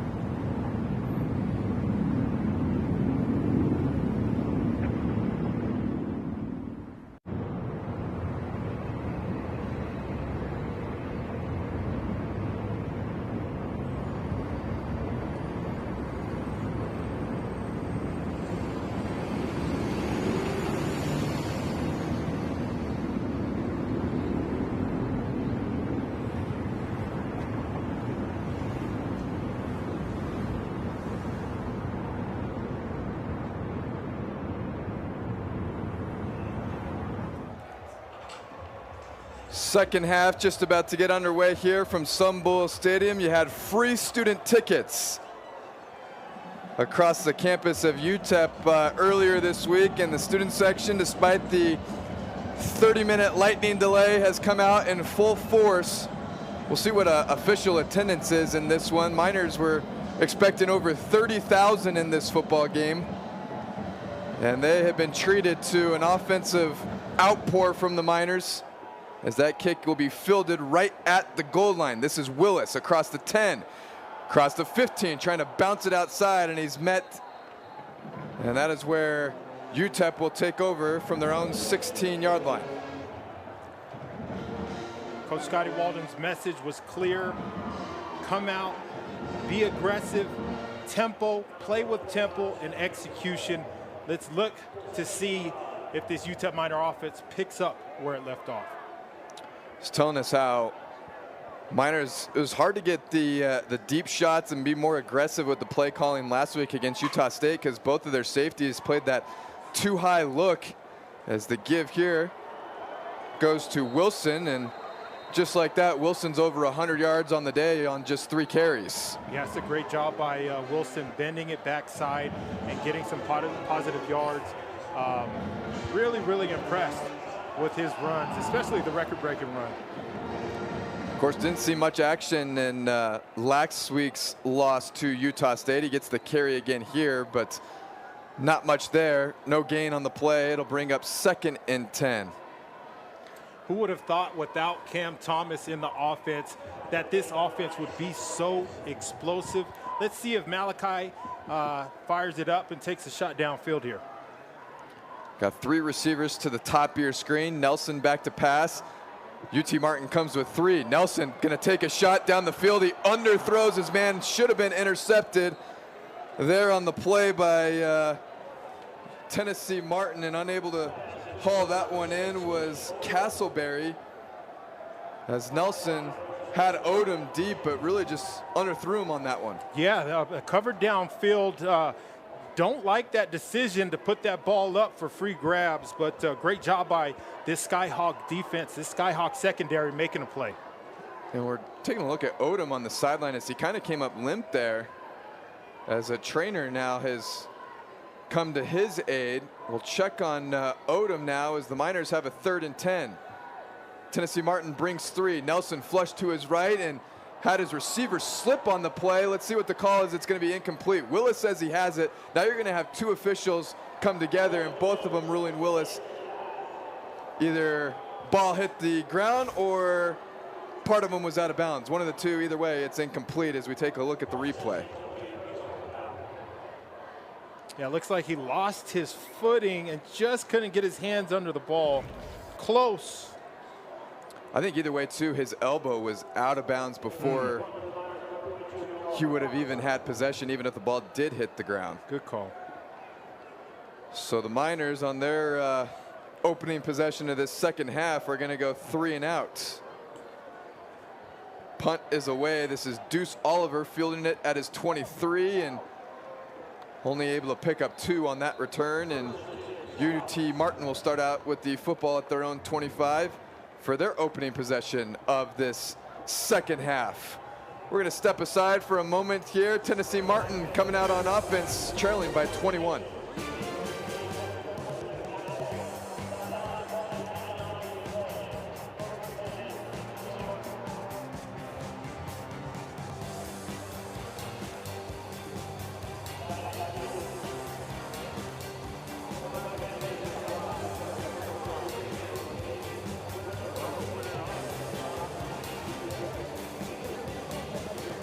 Are we on or no? Okay.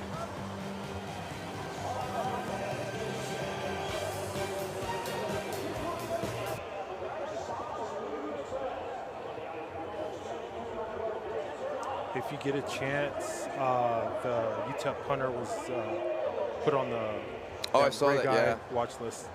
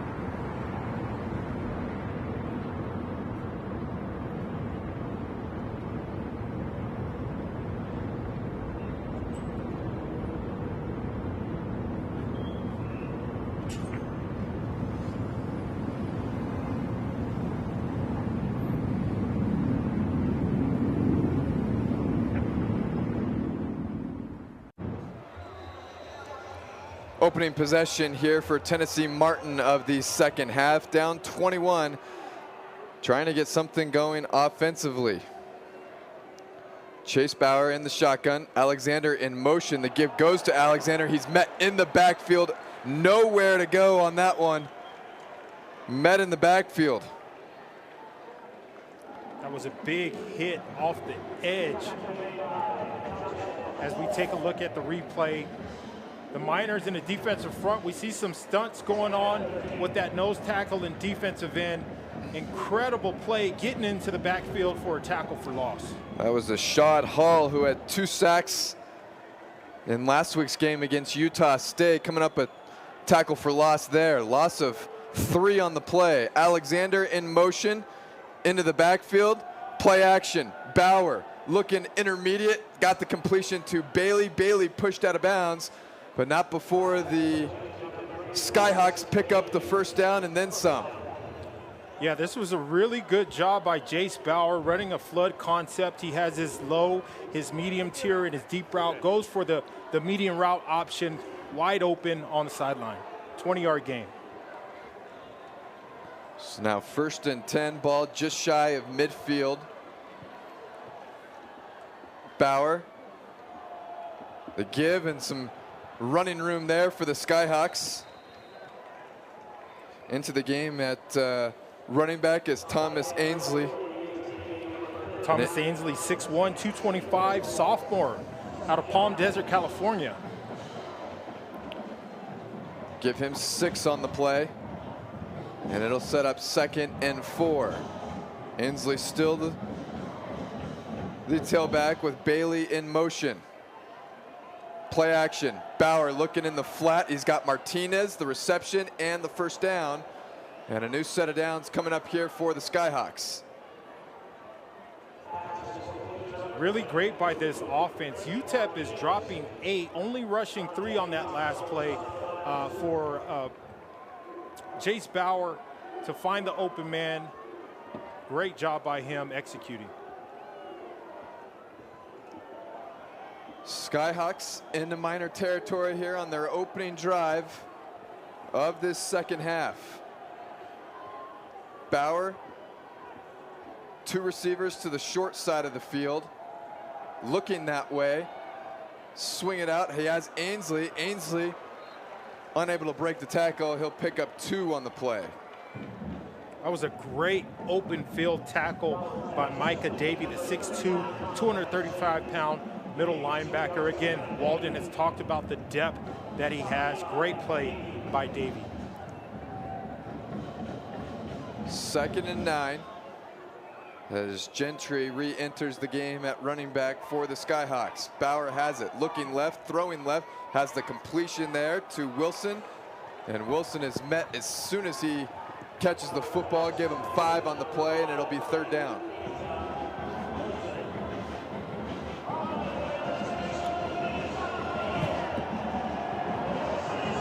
3rd and 3 as we approach the 10-minute mark of this 3rd quarter. See here what the Skyhawks dial up. They got 3 receivers, far side of the field. Bauer will roll to his right. Looking, has nobody open, and he's got to throw it away.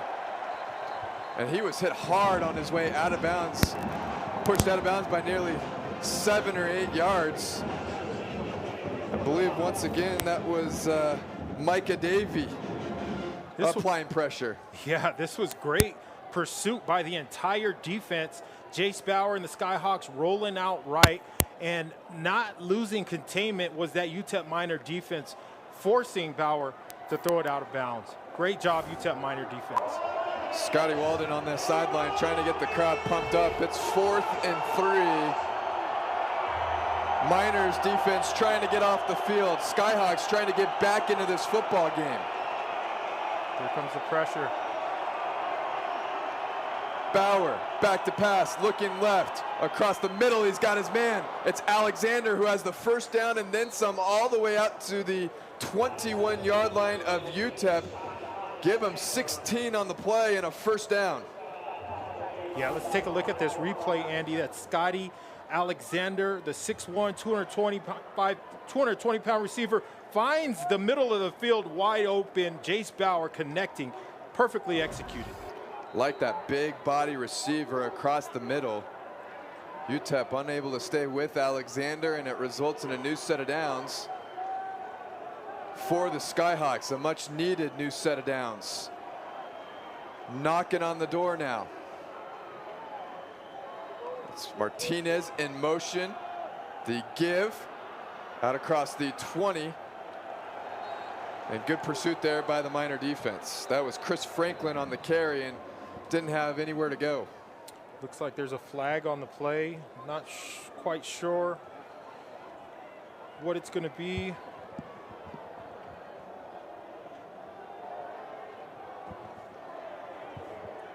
That's Micah Davey, it looks like, upset with the call. Let's see if it's on this Miner defense.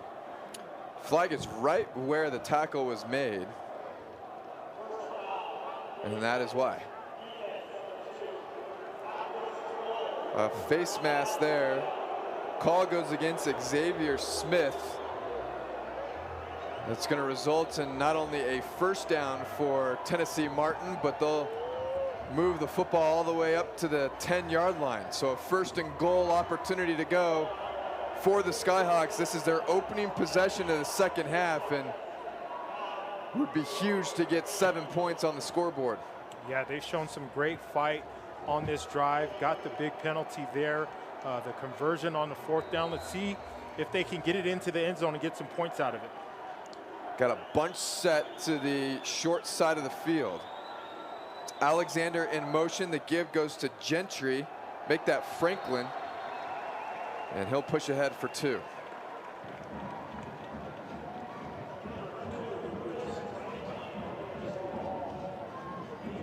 Miners will bring in some fresh bodies to that front 7. Bailey will check back in for Tennessee Martin as the extra tight end, and Timashek comes off. Second and goal from the UTEP 8.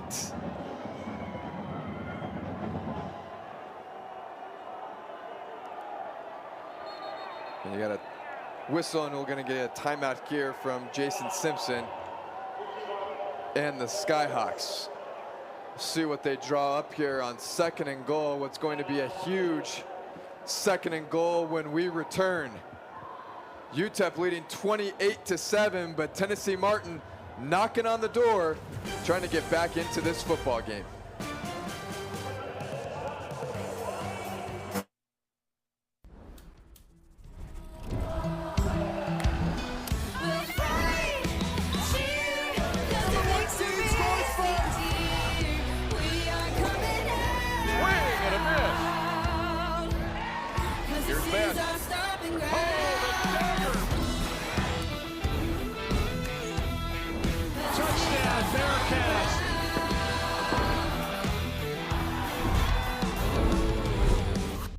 For years, we've proudly supported El Paso. We're driven by family values and trusted for generations.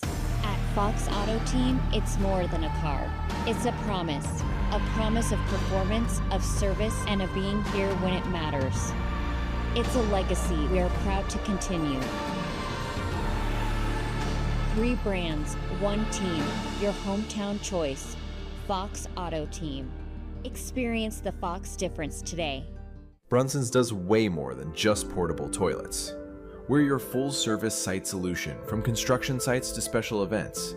Need dumpsters? Temporary fencing? Storage containers and mobile office trailers? Absolutely.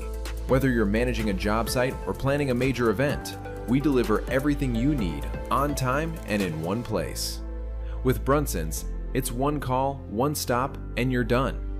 Call today and simplify your site setup with Brunson's. This is my time.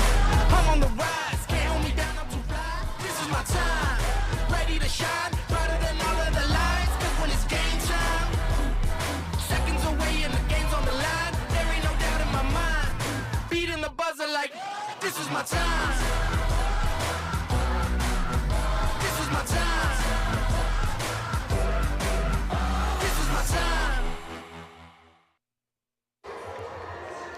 don't necessarily like taking a timeout early in the third quarter, Ed, but this is a huge opportunity right now for Tennessee Martin to try and get back into this football game.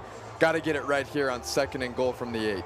Yeah, too many missed opportunities earlier in the game.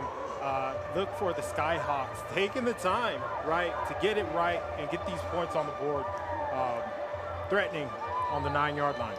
Of course, they had one other opportunity with a goal-to-go situation, and the UTEP Miners coming up with a goal line stand in that opening half, trying to do something similar here.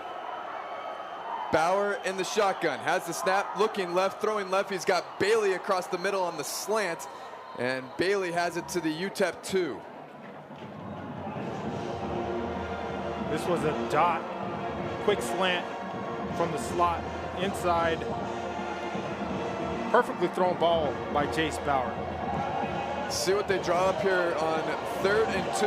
Again, that goal line stand from UTEP. They had a 3rd and goal to go from the 2 and a 4th and goal to go from the 1. They elected to run both times, and UTEP stopping them both times. Bauer, the give to Gentry. Gentry met in the backfield, nowhere to go.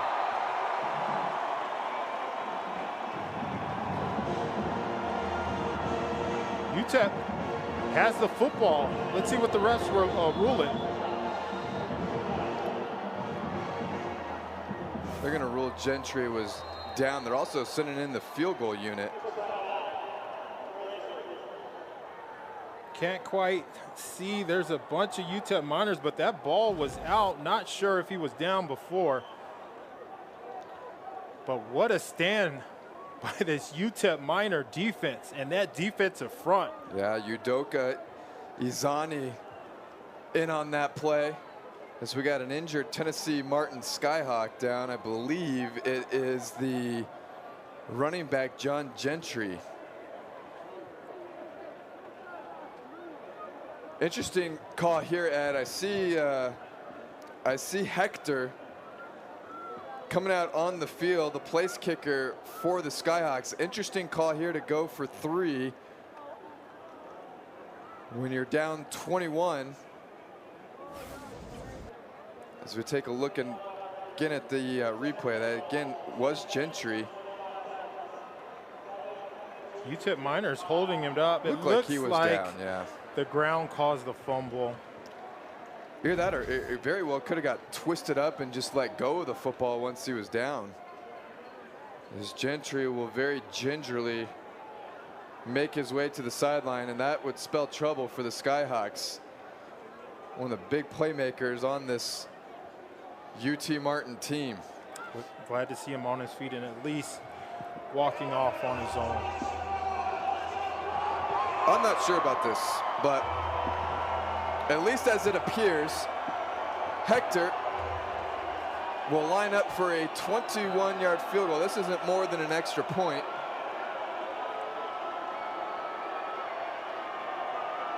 Snap is good, kick is up, and it is good. And that'll make a 21-point lead, now an 18-point lead for the Miners.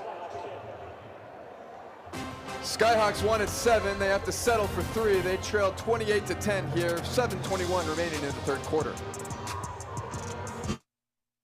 A grind, traffic, overflowing inbox, missed calls. Your weekdays deserve better. And this October, Conference USA is bringing better straight to your living room. Weekday CUSA is back. Conference USA is here to make your weekdays fun again. Enter a world of college football bliss. Treat yourself to touchdowns, turnovers, and the thrills that come with weekday CUSA football. CUSA is the star of the show weeknights all October long. Don't miss 1 second of the action. For years, we've proudly supported El Paso. We're driven by family values and trusted for generations. At Fox Auto Team, it's more than a car. It's a promise of performance, of service, and of being here when it matters. It's a legacy we are proud to continue. 3 brands, 1 team, your hometown choice. Fox Auto Team. Experience the Fox difference today. This is my time. I'm on the rise. Can't Can't hold me down, I'm too fly. This is my time. Ready to shine, brighter than all of the lights. Cause when it's game time, seconds away and the game's on the line. There ain't no doubt in my mind. Beating the buzzer like, this is my time. This is my time. This is my time. Tired of juggling multiple vendors for your job site or event? Let Brunson's take the stress out of site setup. We deliver dumpsters, temporary fencing, storage containers, mobile offices, and portable restrooms, all with just one call. No more waiting, no more headaches. From construction projects to large-scale events, Brunson's makes it easy to get everything you need. One call, one stop, done. Simplify your job. Call Brunson's today. 21-yard field goal coming from Cade Hector makes this an 18-point game. Ed, an interesting call by the Skyhawks to go for 3 there. Yeah, very conservative for Coach Simpson down inside the 5-yard line to go for the field goal instead of trying to punch it in. Let's see how that pans out over the rest of this ball game. I guess my question, too, is if you were planning on kicking the field goal all along from the UTEP 2, interesting play call on 3rd down to run it. Would have liked to seen Bauer maybe booting out, little run pass option, trying to come away with 7 points. Instead, they'll settle for 3. It's an 18-point game with 7:21 to play here in the 3rd quarter. Kick is away, will be fielded by Willis at his own 5-yard line. Willis has got some room there on the outside, makes a man miss. He's out across the 30-yard line. And a good-looking return there once again as Eric Willis III has stepped in nicely on the return game. Actually, I take that back. I believe that's Jet Johnson who ended up fielding that kickoff. Willis to his left. All the way from Queens, New York, Jet Johnson, 5'10", 165 pounds, showing the wheels, turning the corner on the return. You better have some wheels with a name like Jet Johnson, right? Yes. Miners have been good on special teams. The return game has been strong, and they've also done a good job in coverage on kicks as well. There's a carry for Wilson. Wilson trying to string it outside, had nowhere to go, and is going to lose 3. One of the stat lines Scotty Walden wanted to pay attention to was they wanted to rush for at least 5 yards every carry.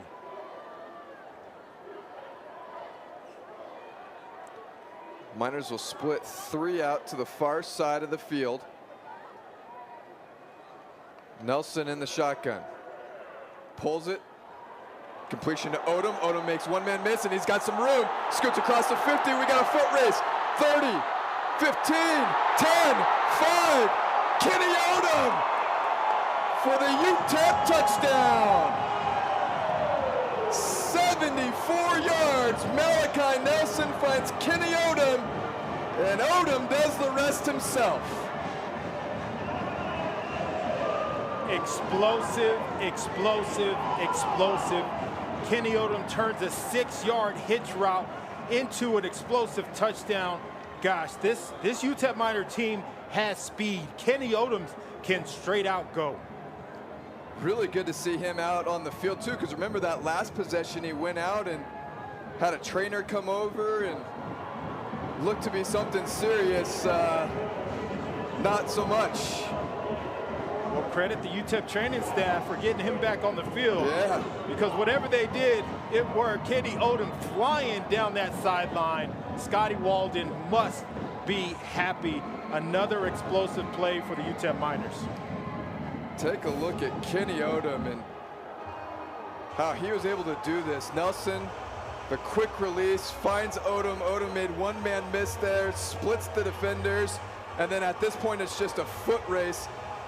And Odom does not lose many of those foot races.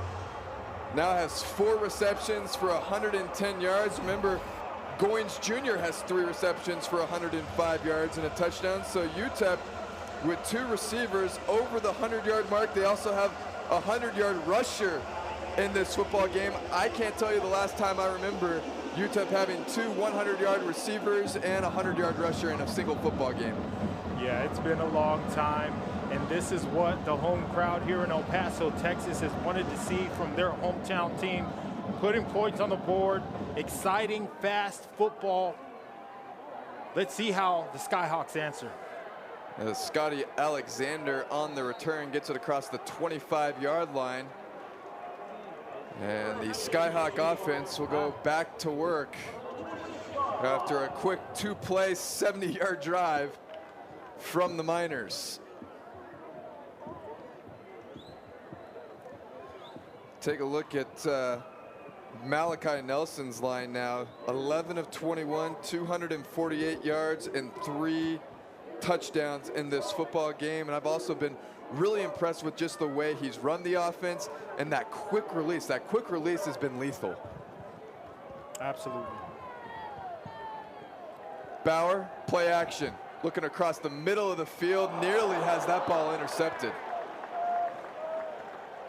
That was Stratton Schufelt, the middle linebacker, number 8, making a great play, dropping back into coverage, getting his eyes back to the quarterback and getting his hands nearly an interception on that play. Schufelt is a sophomore out of Rio Rancho, New Mexico, went to Cleveland High School, won a state championship, if not multiple state championships there, if I'm not mistaken, for the Cleveland Storm. Empty set here for Tennessee Martin. Tight end in motion. Bauer's going to call his own number and pushes ahead for a short pickup. It'll bring up 3rd and 7. A lot of local talent here on this UTEP Miner team, both from here in El Paso and our neighboring city, Las Cruces. What's about a 30-minute drive from here in El Paso. But I'd say more than 15 guys on roster from the El Paso, Las Cruces area. Big 3rd down here for Tennessee Martin. Trailing 25 with 5.5 to go in the 3rd quarter. Empty set here for Bauer. He had some early movement, no whistle, and got the middle screen set up, and it's going to be close to a 1st down. Scotty Alexander on the reception, and they will move the change. Good looking design there. Yeah, they were able to get the line out downfield to get some blocks on that inside screen, and great job getting north and south. Great play call by Coach Simpson. Let's see if they can build on this and get some momentum going in and try to get some points on the board. Remember, Gentry went out on that that last drive with an injury, was very slow to get off the field, has not returned on this drive. So especially down 25, I believe this is going to be the Jace Bauer show, and they're going to take a second look at if Alexander actually reached the line to gain. It was close. It was right at the marker. And it's big because, of course, that was a 3rd down. So if they end up being short, it'll be a 4th down for the Skyhawks.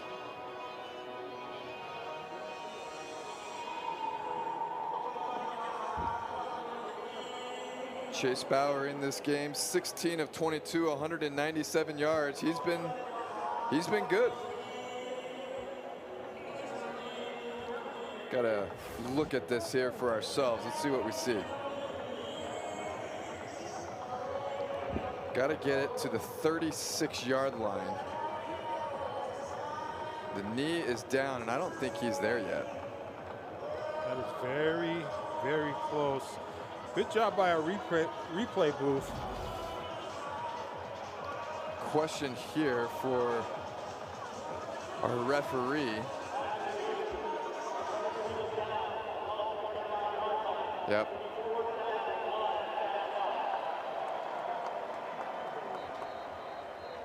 So short of the line to gain. Knee was down at the 35-yard line. So now you're going to have 4th and 1. And the Skyhawk offense will stay out there. With Gentry out, it's number 2, Chris Franklin in. on the backfield. 5'11", 195 pounds. Let's see if they go in his direction or if Bauer keeps it himself. Bauer looking to the sideline for the play call. They're locked and loaded, ready to go. Here we go, 4th down and 1. Give goes to Franklin. Franklin hit in the backfield, pushed back, and another defensive stand by the Miners, and another turnover on downs for the Skyhawks. Scotty Walden is fired up on that sideline for his defense. Let's take a look at this play, this replay, Andy. Yeah, the motion from Alexander, the giving going to Franklin. And there is about 4 or 5 different Miners in on that tackle. I see Garrett Hawkins in there. I see Stratton Schufelt. That is swarming to the football, getting a hat on the ball carrier. Excellent, excellent execution by this defensive front. Shaquan Bowser also in on that tackle. A whole host of Miner defenders. So UTEP offense will take over now from the Tennessee Martin 34, and Nelson's looking to go deep again. Instead, he's going to tuck it and run, and he'll scoot out of bounds for a pickup of 5. Miners trying to put this one to bed there with that play call. You saw Nelson looking deep and didn't like what he saw, end up tucking it and running. 2nd and 5 now. Quick throw to Odom. Odom has the catch across the middle, breaks 1 tackle, breaks another tackle, pushes out to the 14-yard line, and it's a 1st down for the Miners. Give him 16 on the play. Another quick hitting slant, a now route by Odom. This was an excellent catch by Odom. That ball was thrown a little low, and he used his hands to go down and get it. Great job, great reception. Nelson back to pass and has the completion there. Completion there going to Trayvon Tate, his first reception of the game. Yeah, Trayvon Tate, 6 foot, 180 pounds, 5-year senior from Ernie, Pennsylvania, getting in on the action by Nelson Malachi. Looking to get the completion to Emery, and Emery has his 2nd receiving touchdown of the game. This one from 12 yards out, and the floodgates have opened here at Sun Bowl Stadium on a rainy night in El Paso, Texas. Malachi Nelson, his 4th passing touchdown of this football game. What a touchdown, what a play, what a great job by QB1, UTEP Miners, Malachi Nelson, navigating this offense down. They didn't have that far to go, but Malachi is making good decisions, throwing good balls.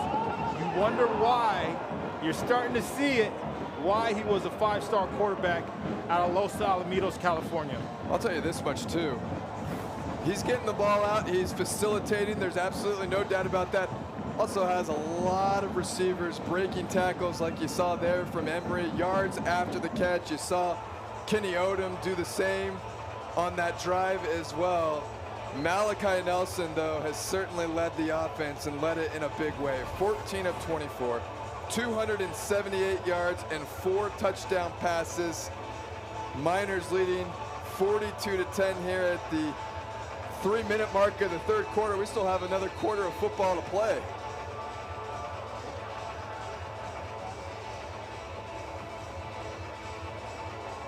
UTEP on that sideline, they're having a blast. Oh, it's a dance party.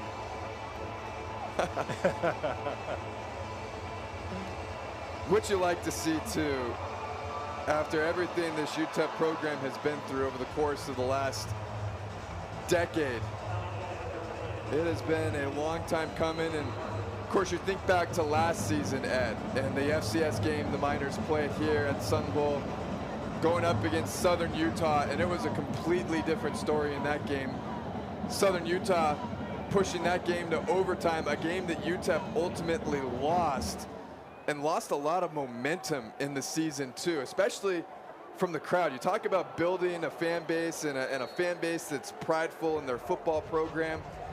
UTEP needed to win this game, but they also needed to win big, and at least so far, up 32 points, they look to be doing exactly that. Yeah, and you know, we talked to Scotty Walden, and a lot of his press conferences this summer, all through training camp, week 1, was coming out and putting on a performance here at home and winning at home here in the Sun Bowl, and they've just done an outstanding job for the first home opener. Let's see if they can finish and put a statement on this first home opener of the season.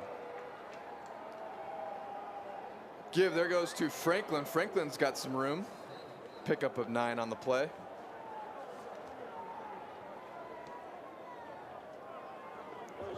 For this UT Martin team, they'll start out the season, of course, with that loss to Oklahoma State.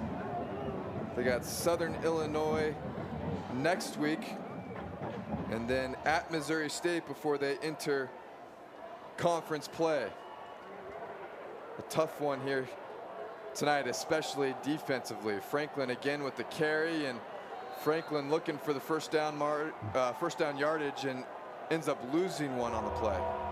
Yeah, coming into this game, actually last season, Chris Franklin 103 yards on 18 rushes with Gentry out, picking up the workload. Let's see if they can get the first down here.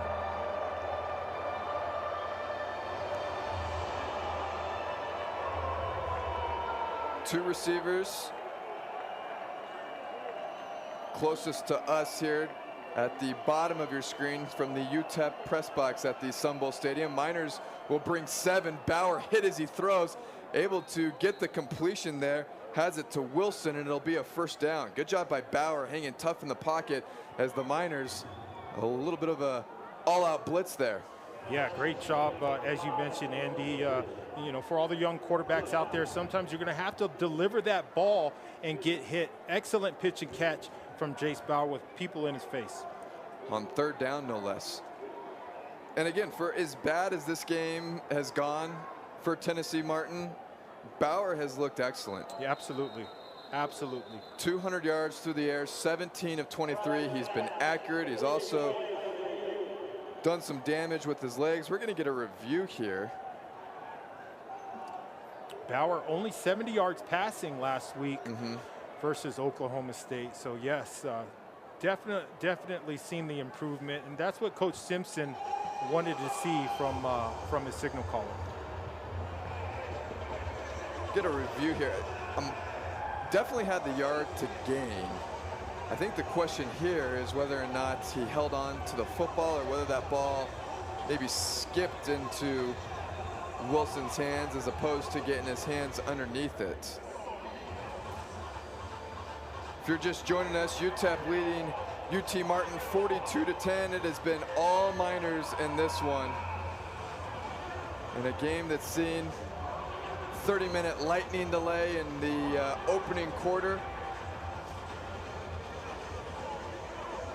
which unfortunately I think actually deterred what could have been a crowd over 30,000. Still haven't seen an announcement yet in terms of how many actually made it out here, but a good crowd at the Sun Bowl for this opener.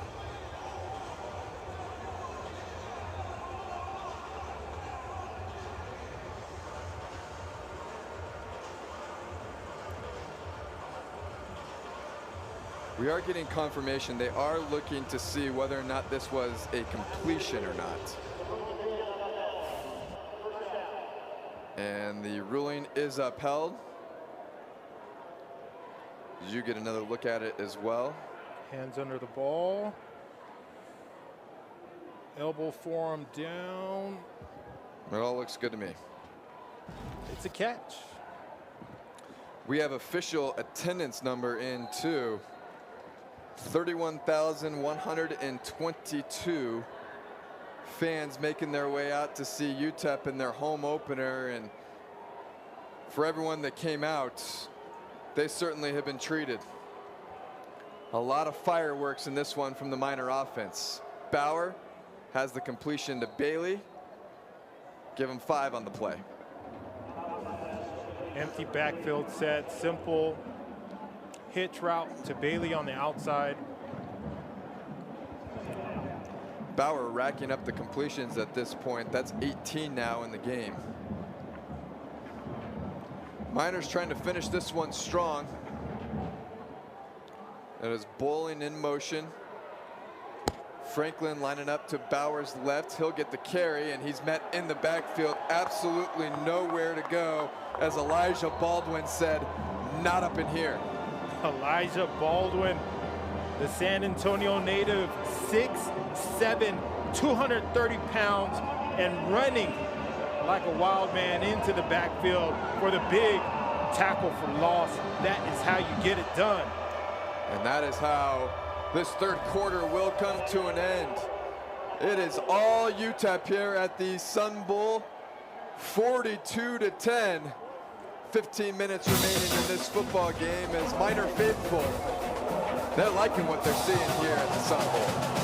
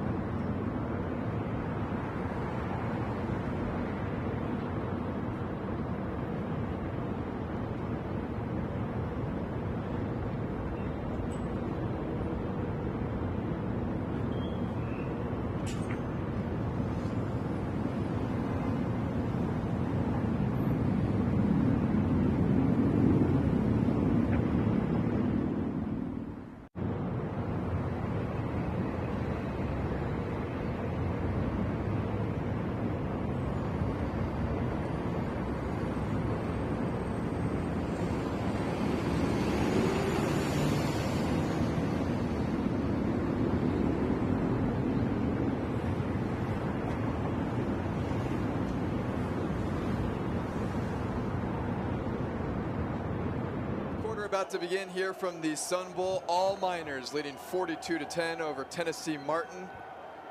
As Chase Bauer now running around for his life, able to get the completion there to Bailey for the first down. Check that. Completion going to Chris Franklin. Chase Bauer showing us his best Patrick Mahomes. Yeah. Move, scrambling around, buying himself some time, getting the ball downfield. 20-yard completion to move the chains. If you're head coach Jason Simpson, certainly don't like what you see on the scoreboard, but certainly some positives to take away in this one, as that is just thrown away by Bauer. Yeah, absolutely. And Coach Simpson, you know, we're only at week 2, and he said he's still evaluating and seeing what his guys can do. He's liked the progress the guys individually have made, but he wants to see them come together as a team and gel as a unit. And so plenty of football left to be played for this Skyhawk team as we watch Jace Bauer take the snap. And remember, this is a program that's won 4 straight conference championships. They still have everything out in front of them. Hard to get an evaluation too when you're playing 2 FBS opponents to start the season, as that completion goes to Faison Wilson. And it'll be a new set of downs as Skyhawks are once again on the move, but it's been kind of in this area that they've struggled from, trying to come away with points. Yeah, and again, Andy, you've already mentioned it, but I really, really am impressed with Jace Bauer, the way he can step and drive into those throws. That was a 12-yard post that he put on a line. His 20th completion of this football game. As Timashek in motion, as the give goes to Ainsley, and Ainsley has 5.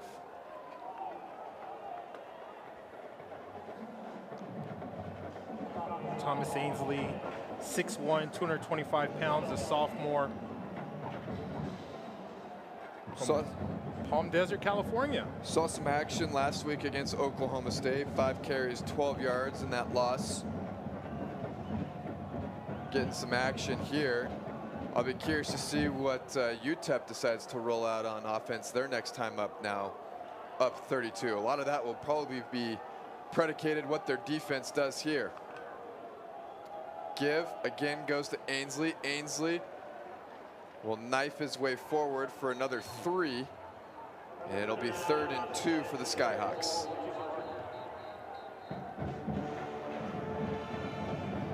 It'll be interesting to see.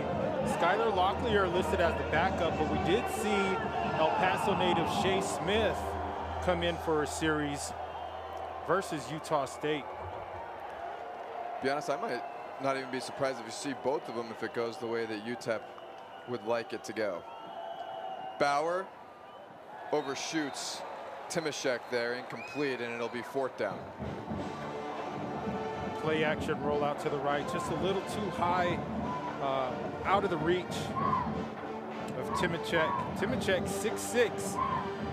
That is a tall target, and still maybe a foot or 2 above his reach. 4th and a long 1.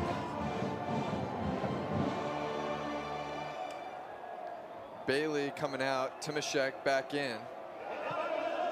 Ainsley is the up back. Bauer in the shotgun. Motion man is Wilson. We got penalty markers down. I would love to see a little quarterback ISO here by Jace Bauer. Looks like we got a timeout called before that snap took place.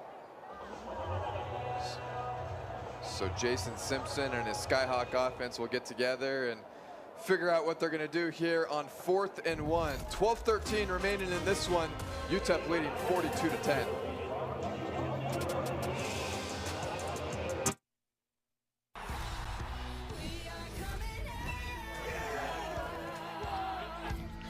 Cause this is our stomping ground.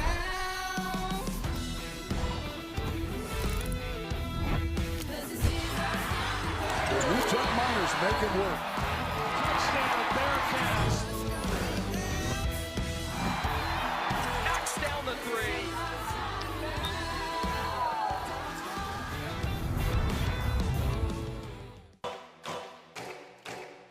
This is my time. I'm on the rise. Can't hold me down, I'm too fly. This is my time. Ready to shine. Brighter than all of the lights. Cause when it's game time, seconds away and the game's on the line. There ain't no doubt in my mind. Beating the buzzer like, this is my time. This is my time. This is my time. Brunson's does way more than just portable toilets. We're your full-service site solution, from construction sites to special events. Need dumpsters, temporary fencing, storage containers, and mobile office trailers? Absolutely. Whether you're managing a job site or planning a major event, we deliver everything you need on time and in one place. With Brunson's, it's one call, one stop, and you're done. Call today and simplify your site setup with Brunson's. For years, we've proudly supported El Paso. We're driven by family values and trusted for generations. At Fox Auto Team, it's more than a car. It's a promise of performance, of service, and of being here when it matters. It's a legacy we are proud to continue. 3 brands, 1 team, your hometown choice. Fox Auto Team. Experience the Fox difference. Tennessee Martin driving here, but hitting a little bit of a roadblock. They got a 4th, and we'll call it a long one. Coming out of a timeout here that was called by Jason Simpson to try and get his offense on the same page and come away with some points on this drive. We just had a final in Conference USA, and it just so happened to be right up the road. New Mexico State has started the season 2-0 as they beat Tulsa tonight 21-14. 4th and 1. Bailey, the motion man. Bauer back to pass, looking that way. Now he's going to go over the top. Has Alexander make that Wilson for the touchdown, and the Skyhawks going to make this one look a little bit better on the scoreboard. 20 yards there from Bauer to Faison Wilson. Incredible job by Jace Bauer as we take a look at the replay. Buy and sell some time. This route was an over route, and it took a little time to develop. And Jace Bauer did a tremendous job as we watch the replay here. Didn't like his first option. Looks over at his second option. Puts the ball in a spot where only he can make it. Great execution by Jace Bauer there. They had man coverage on that one, and also a nice job there from Wilson coming back to the ball. And this looks a little more respectable on the scoreboard. Now a 42-17 game with 12:07 remaining.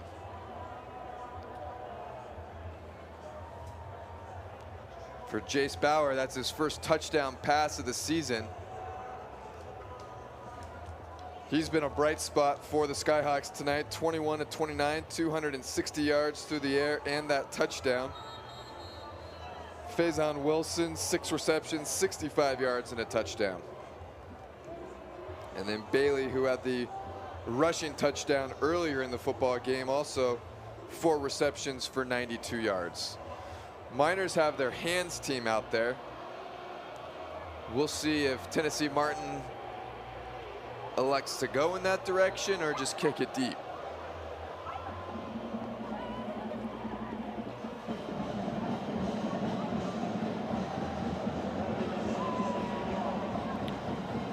They're lined up to kick it deep.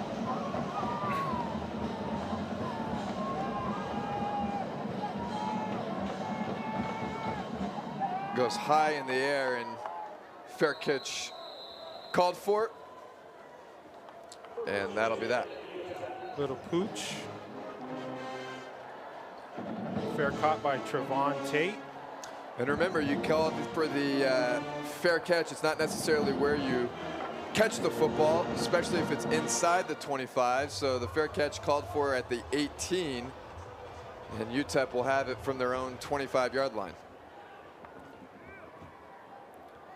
Malachi Nelson still out there at quarterback for the Miners. He's all by himself in the shotgun. Has the snap, looking left, and incomplete. Looking there for what's really been one of his favorite targets, Ashton Emery, 2 receiving touchdowns in this football game out of the running back position.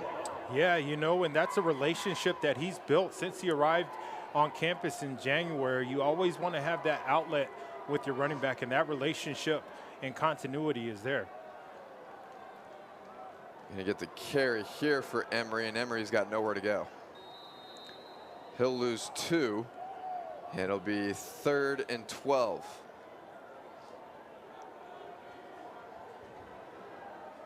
After giving up the touchdown, certainly didn't want to go 3 and out, especially with an opportunity here for the Miners to try and milk some time off the clock.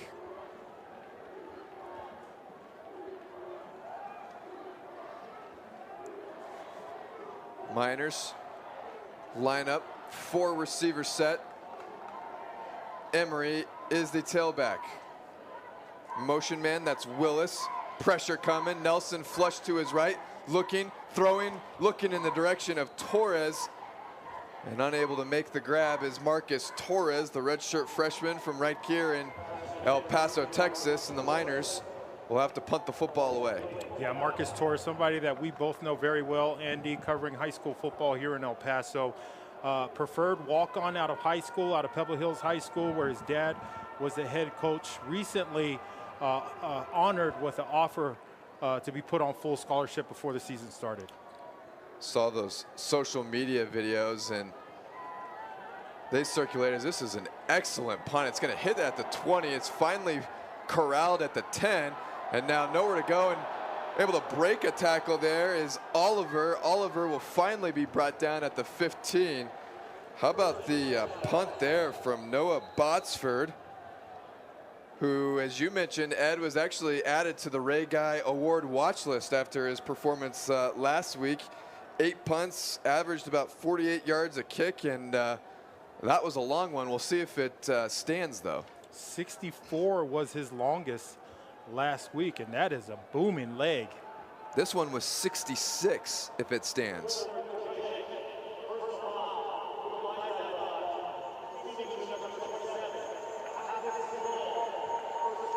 You got a personal foul called on Tennessee Martin, so it'll be another 15 yards from there, make that half the distance to the goal, so that 66-yard punt. Yeah, that'll stand. And not only that, you get a little mark in the inside the 20 tab. Good looking punt there from Noah Botsford. Miners are doing it all tonight. They lead 42-17, under 11 minutes to play in this one.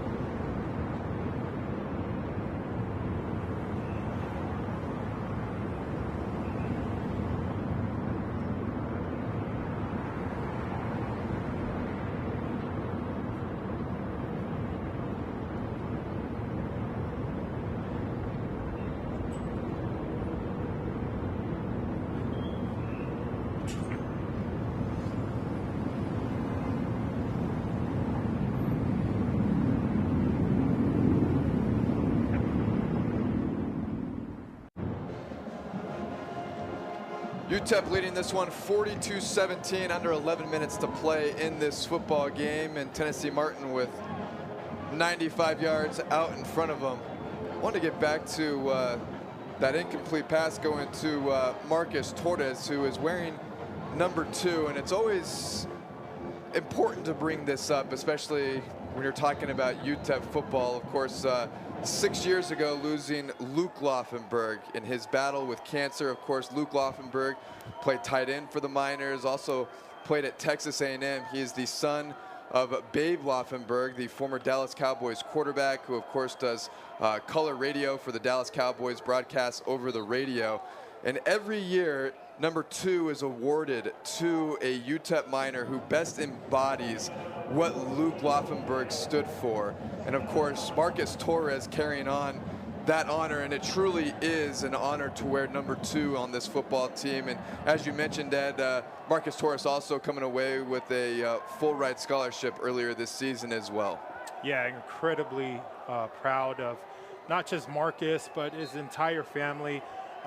He is, just a well-rounded kid, works hard, didn't get the opportunities or scholarship offers out of high school, chose to come here with Scotty Walden as a preferred walk-on and earned, and I say that he earned his spot on this roster, getting his first reps at receiver on the season.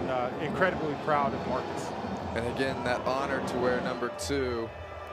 Often around here the hashtag used Live Like Luke.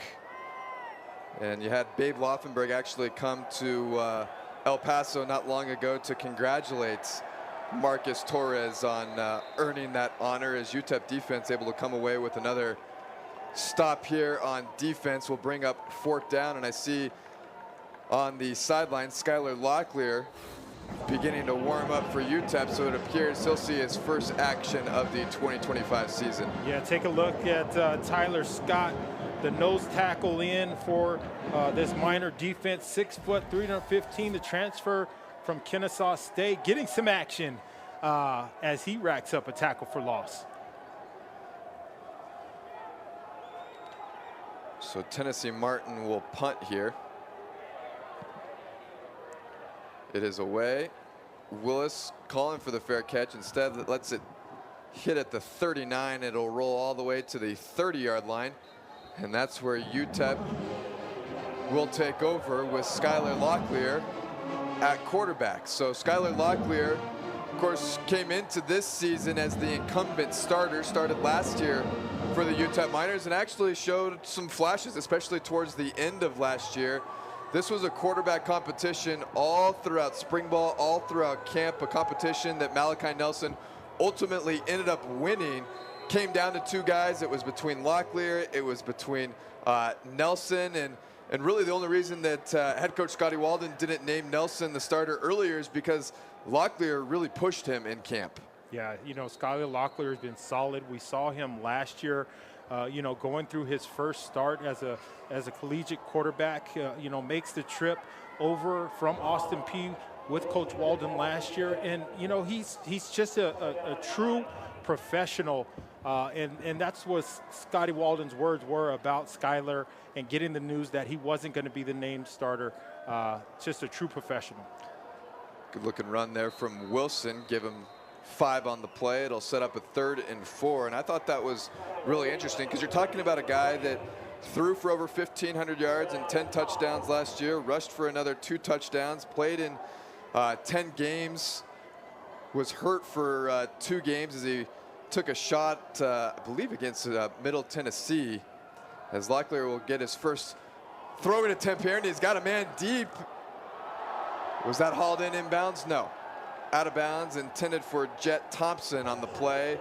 It'll bring up 4th down, and the Miners will punt it away. But Scotty Walden telling us that Locklear has done a great job even since getting the news of Steele being a leader on this football team. Because remember, this is a football team that he led last year, and he has really still continued in that role despite being the backup.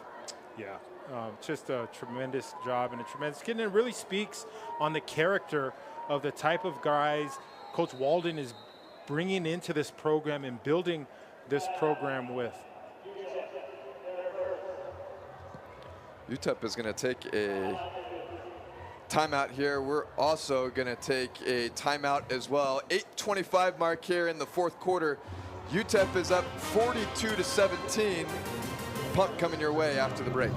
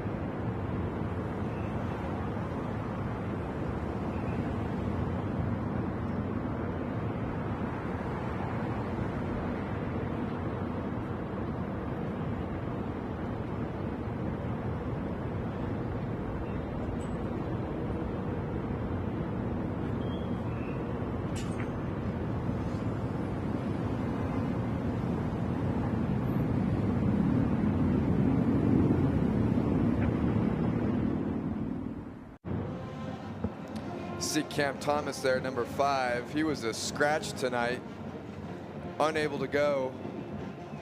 And you mentioned it earlier in the broadcast, Ed. Surprisingly enough, UTEP having their best offensive output in really recent memory. This is really, I mean, I look at, you know, all facets of the game, just like every coach and player does, and truly offense, defense, and special teams have all been outstanding tonight. Botsford not his best effort, and now Oliver has got some room. And you had like 5 penalty markers thrown all at once. You know what that means. This one's likely coming back. I think one of the officials threw 2 flags. And we will get it all sorted out here.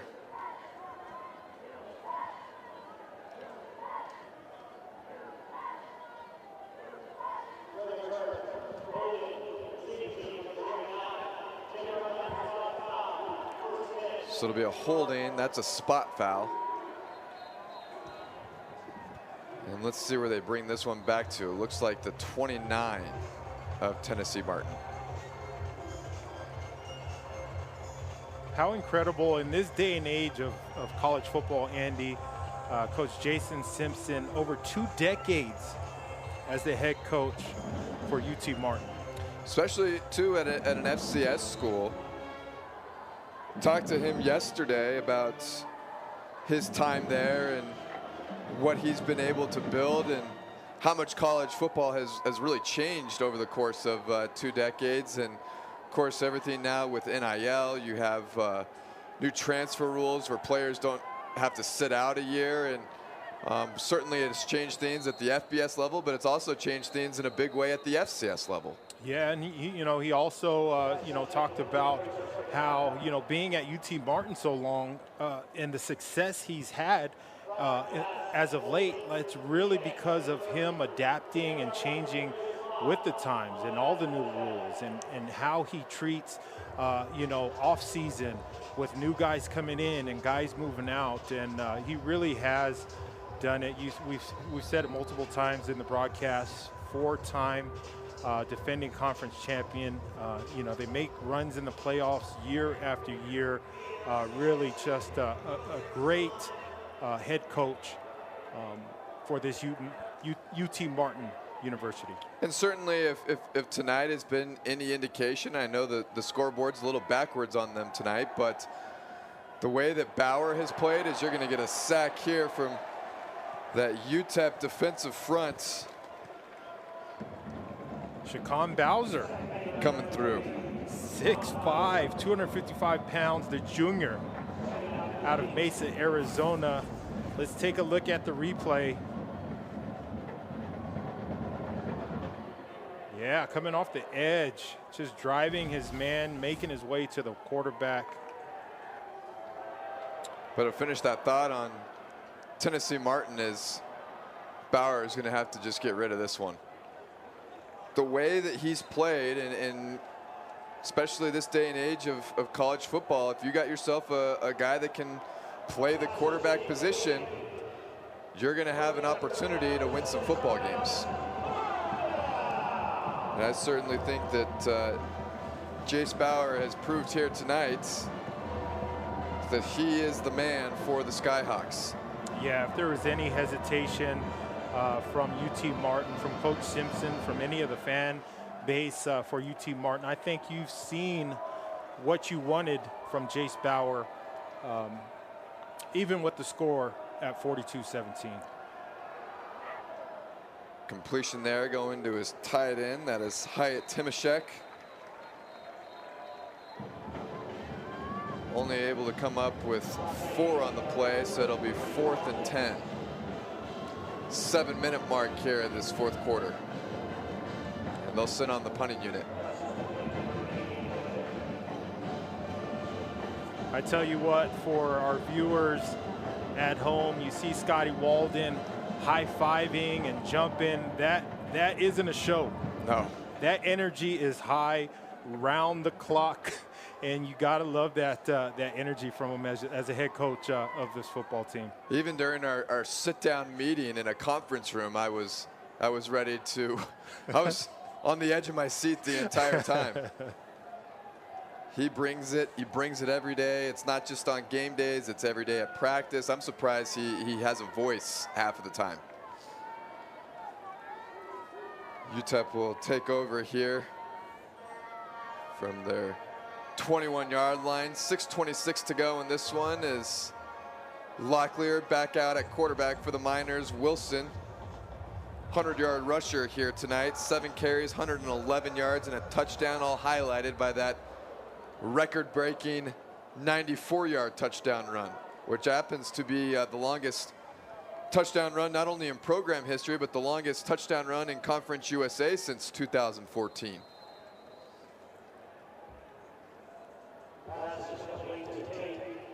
Tate with the reception there. Locklear's first completion.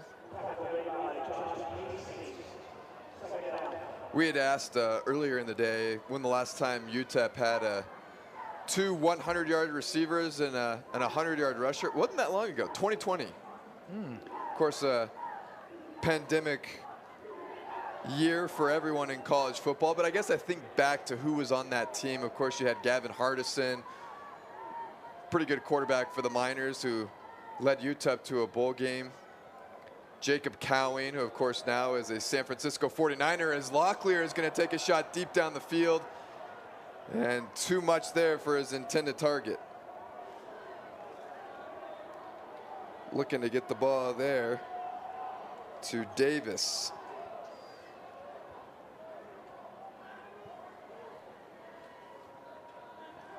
Third and 10 now for the Miners, who think what you're seeing here from Scotty Walden, and UTEP still kind of taking some of those shots. Some might see that as, well, why would they do that? Well, I mean, working out the backup quarterback right now. Trying to get him some actual game action here, as Locklear is going to call his own number. He's got some room. He can go. And he can go. He's at midfield. It's a foot race. Can Locklear win that foot race? He's going to be dragged down at the 15-yard line. Huge pickup on the ground for Skylar Locklear, the backup quarterback doing his thing. A transfer from Austin Peay and a design run play there, and Locklear is right back on the line of scrimmage, and see what's going on here. No, everyone thought it was blown dead. He's going to get sacked on the play, but that was a pickup of 63 yards. One thing we've found with Coach Scotty Walden, the type of quarterback that he recruits, he doesn't like to recruit statues. He wants guys that can throw the ball and use their legs, like you see here from Skylar Locklear, getting outfield, turning on the boosters. Let's see if he can get into the next gear. No, gets chased down, but 63-yard run by your backup quarterback. Great job by Skylar Locklear. Needed that 5th gear. Second and now 14 after the sack. The give goes to Wilson. Wilson breaks a tackle, pushes ahead to the 15, which is the original line of scrimmage.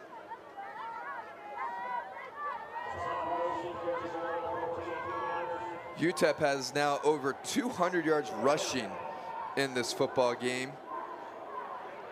They're at 483 total yards of offense for this game.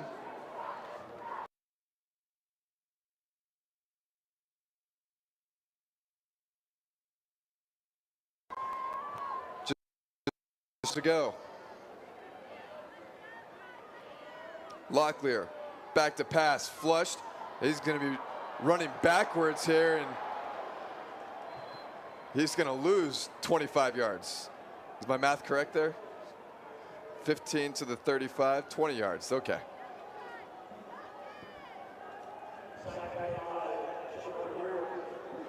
And UTEP's going to send on. They're going to sit on the field goal unit here. This will be 52-yard attempt here from Carlos Arreola. Yeah, another local product out of Clinton High School here in El Paso. Gonna get a whistle and a Timeout called by UTEP. 30-second timeout. Scotty Walden's fired up about something. Yeah, a lot of missed opportunities last season with the field goal unit, Andy, and Ariola already has shown making the 42-yarder last week at Utah State. That's something that they've desperately needed in some of these close ball games they've had in the last year. I think UTEP was short a man on their field goal unit, and that's why Coach Walden is fired up on the sidelines. Even up 42-17, he doesn't like to see unforced mistakes like that. Right. So here we go. Carlos Ariola is going to get a chance from 52 here.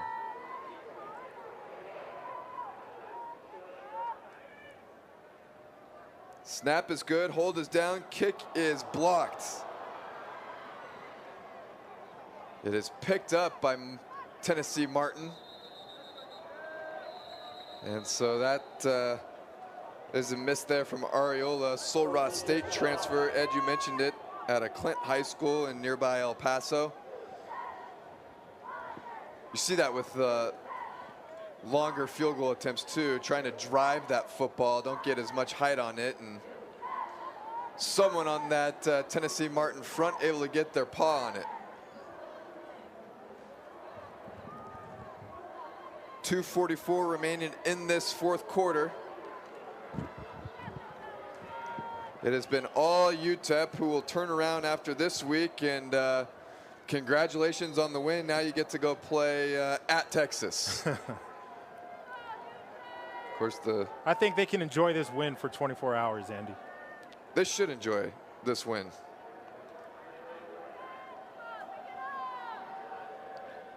Of course, you had Texas coming into the season, the preseason #1, had that opening loss to Ohio State in what was a tough outing for their phenom quarterback Arch Manning.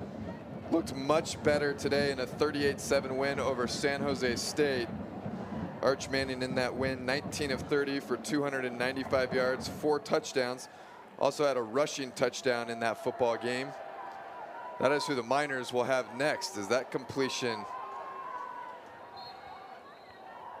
has a new set of downs for the Skyhawks, and that's going to take us to the 2-minute timeout with UTEP leading 42-17. We got 2 minutes to play here at the Sun Bowl.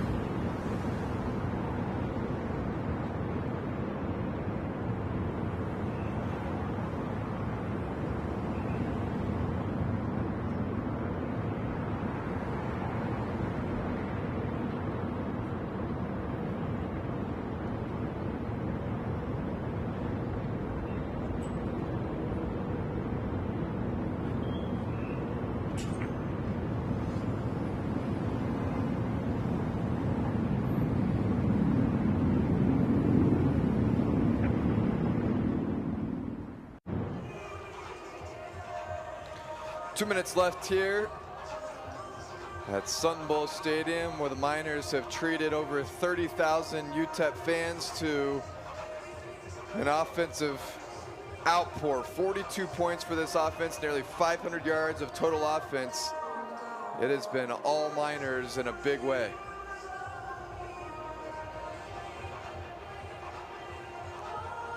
For the Skyhawks, they now have the backup offense out there. It was Julian Calvez with the completion going to Sean Hardy just before that 2-minute timeout for a 22-yard connection. And Calvez should have had another completion there going to Devin Queen, but Queen can't hold on to it. You know, as we stand here and look out at the Sun Bowl, Andy, I can't help but you know, say, you know, I played at UCLA where my home was the Rose Bowl, played in the NFL, traveled around, all around the country. The Sun Bowl truly is one of the best stadiums, one of the best backdrops in all of the United States, and of course, home of the second longest running bowl game, the Tony the Tiger Sun Bowl. Yeah, I don't think a lot of people even realize that till you say it out loud. The second longest standing bowl game in the entire country, just behind the Rose Bowl. Certainly a tradition here in El Paso that is rich with history. And Sun Bowl has produced a lot of great matchups over the years too. Of course, right now you still have the ACC and the Pac-12 tie-ins. That includes a lot of the former Pac-12 schools that have since moved on to other conferences. Kind of taking a look at some projections as Calvez is under duress and he's going to be dumped. Seeing a lot of people predicting Colorado coming to the Sun Bowl this year. They beat Conference USA's Delaware earlier today by a final score of 38-7. And then just a couple years ago, we saw Notre Dame come to the Sun Bowl. Yeah, that's a treat, and you know, I sit on the Sun Bowl advisory board.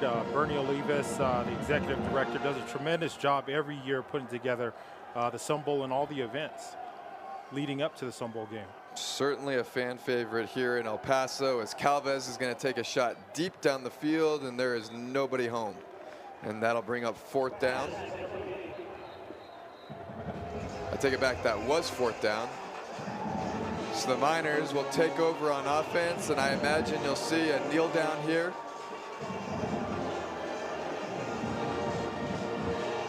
Maybe, maybe not. You know, Scotty Walden, he likes to push the envelope a little bit. You might not, because now I look out there, I see Shea Smith at quarterback, who saw some action last week. A redshirt freshman from nearby Franklin High School right here in El Paso, Texas. This is a kid they really, really like. He's going to call his own numbers, got some room on the left side and able to push forward as a penalty marker comes down. Yeah, father Paul Smith, former Miner. Played in the NFL for 7 years. Shea, you know, another kid that just a great athlete, can throw the ball, can run the ball, use his legs, got his first collegiate touchdown last season. And Scotty Walden, another one of his quarterbacks that he is really high on. Tough at that quarterback position, especially now with the transfer rules the way they are, because you can only start one guy. Right. And you know, you certainly got your starter, but you want to try and keep everyone else happy, and not always possible. Shea Smith out of high school had opportunities to go elsewhere at different positions. He did play a little linebacker in high school, but when Scotty Walden took over, he wanted to play quarterback, and that's what Scotty Walden wanted him. Well, everything going right tonight for Scotty Walden and the UTEP Miners as the clock strikes double zeros. UTEP a big winner here tonight, 42-17 the final, as the Miners improve to 1-1 on the season. UT Martin falling to 0-2 on the season. When we come back, we'll put a bow on it.